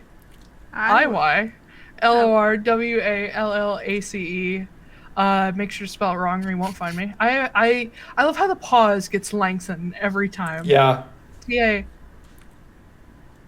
Iowa. It's like the slash. I'm waiting for you guys to say it before me. Yeah. It's like It slash. is. It's like Iowa. yeah. Yeah. Yay, I love that that's my thing now. I'm glad I have a thing. But you can find me there. Currently, I am kind of reteaching myself some writing stuff. So I don't have any big projects happening. Those are kind of on hold. I'm taking some advice from Mr. Gaiman on how to make myself finish things. And write short stories.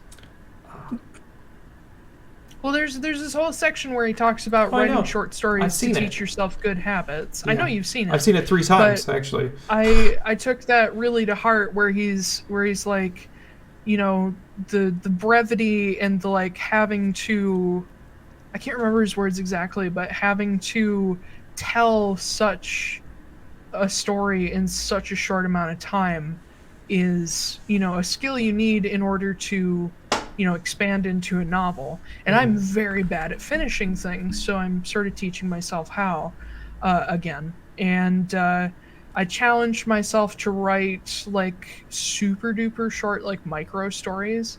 Like he gave the example of Nicholas Was, which is his 100-word story that's like an amazing take on Santa Claus. Oh god. Hello? What? Yeah? Yeah, we can hear you. Did I disconnect? No? No. You guys just went really still and weren't looking at me. Oh. Okay. Sorry. No, I just thought you'd frozen. But anyway, that I tried to write a 100-word story. It turned into a 500-word story because I'm a wordy bitch. But it turned out like fun. Well, not for the characters, but for me. So I'm working on that currently, and maybe, I don't know, all this practice will give me like some short stories to publish later. But yep, that's what I'm doing. Otherwise, I am an editor. You can find me at sonderediting.com, where I edit for this lovely gentleman here, and will edit for this lovely lady here, hopefully soon. Tomorrow. It's due tomorrow. It's gonna be the joke every time. Due tomorrow. No. Due tomorrow. First draft on my desk. Let's do it.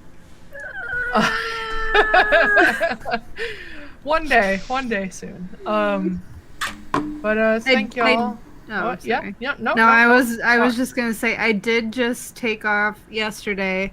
I scheduled the time off. I had a whole week at the end of April that I took off, and I'm like, Nice. I'm going to buy myself an Airbnb, and that's all I'm going to do is try and plunk out, if not the end of the book, at least as much as I can get in a week. Make sure you uninstall Twitter and Facebook. Yep. Yeah. In fact, Block that just shit. Turn your phone on. Turn the Do Not internet Disturb. off. Yeah. Yeah. Yeah. Yep. Yep. Yeah. Don't do it. But yeah, thank you all again for joining us. We'll see you on the 27th, 5 p.m. Eastern. Check out the YouTube channel for VODs if you missed part of the stream. I believe that's it. All right. Well, we'll see you guys next time.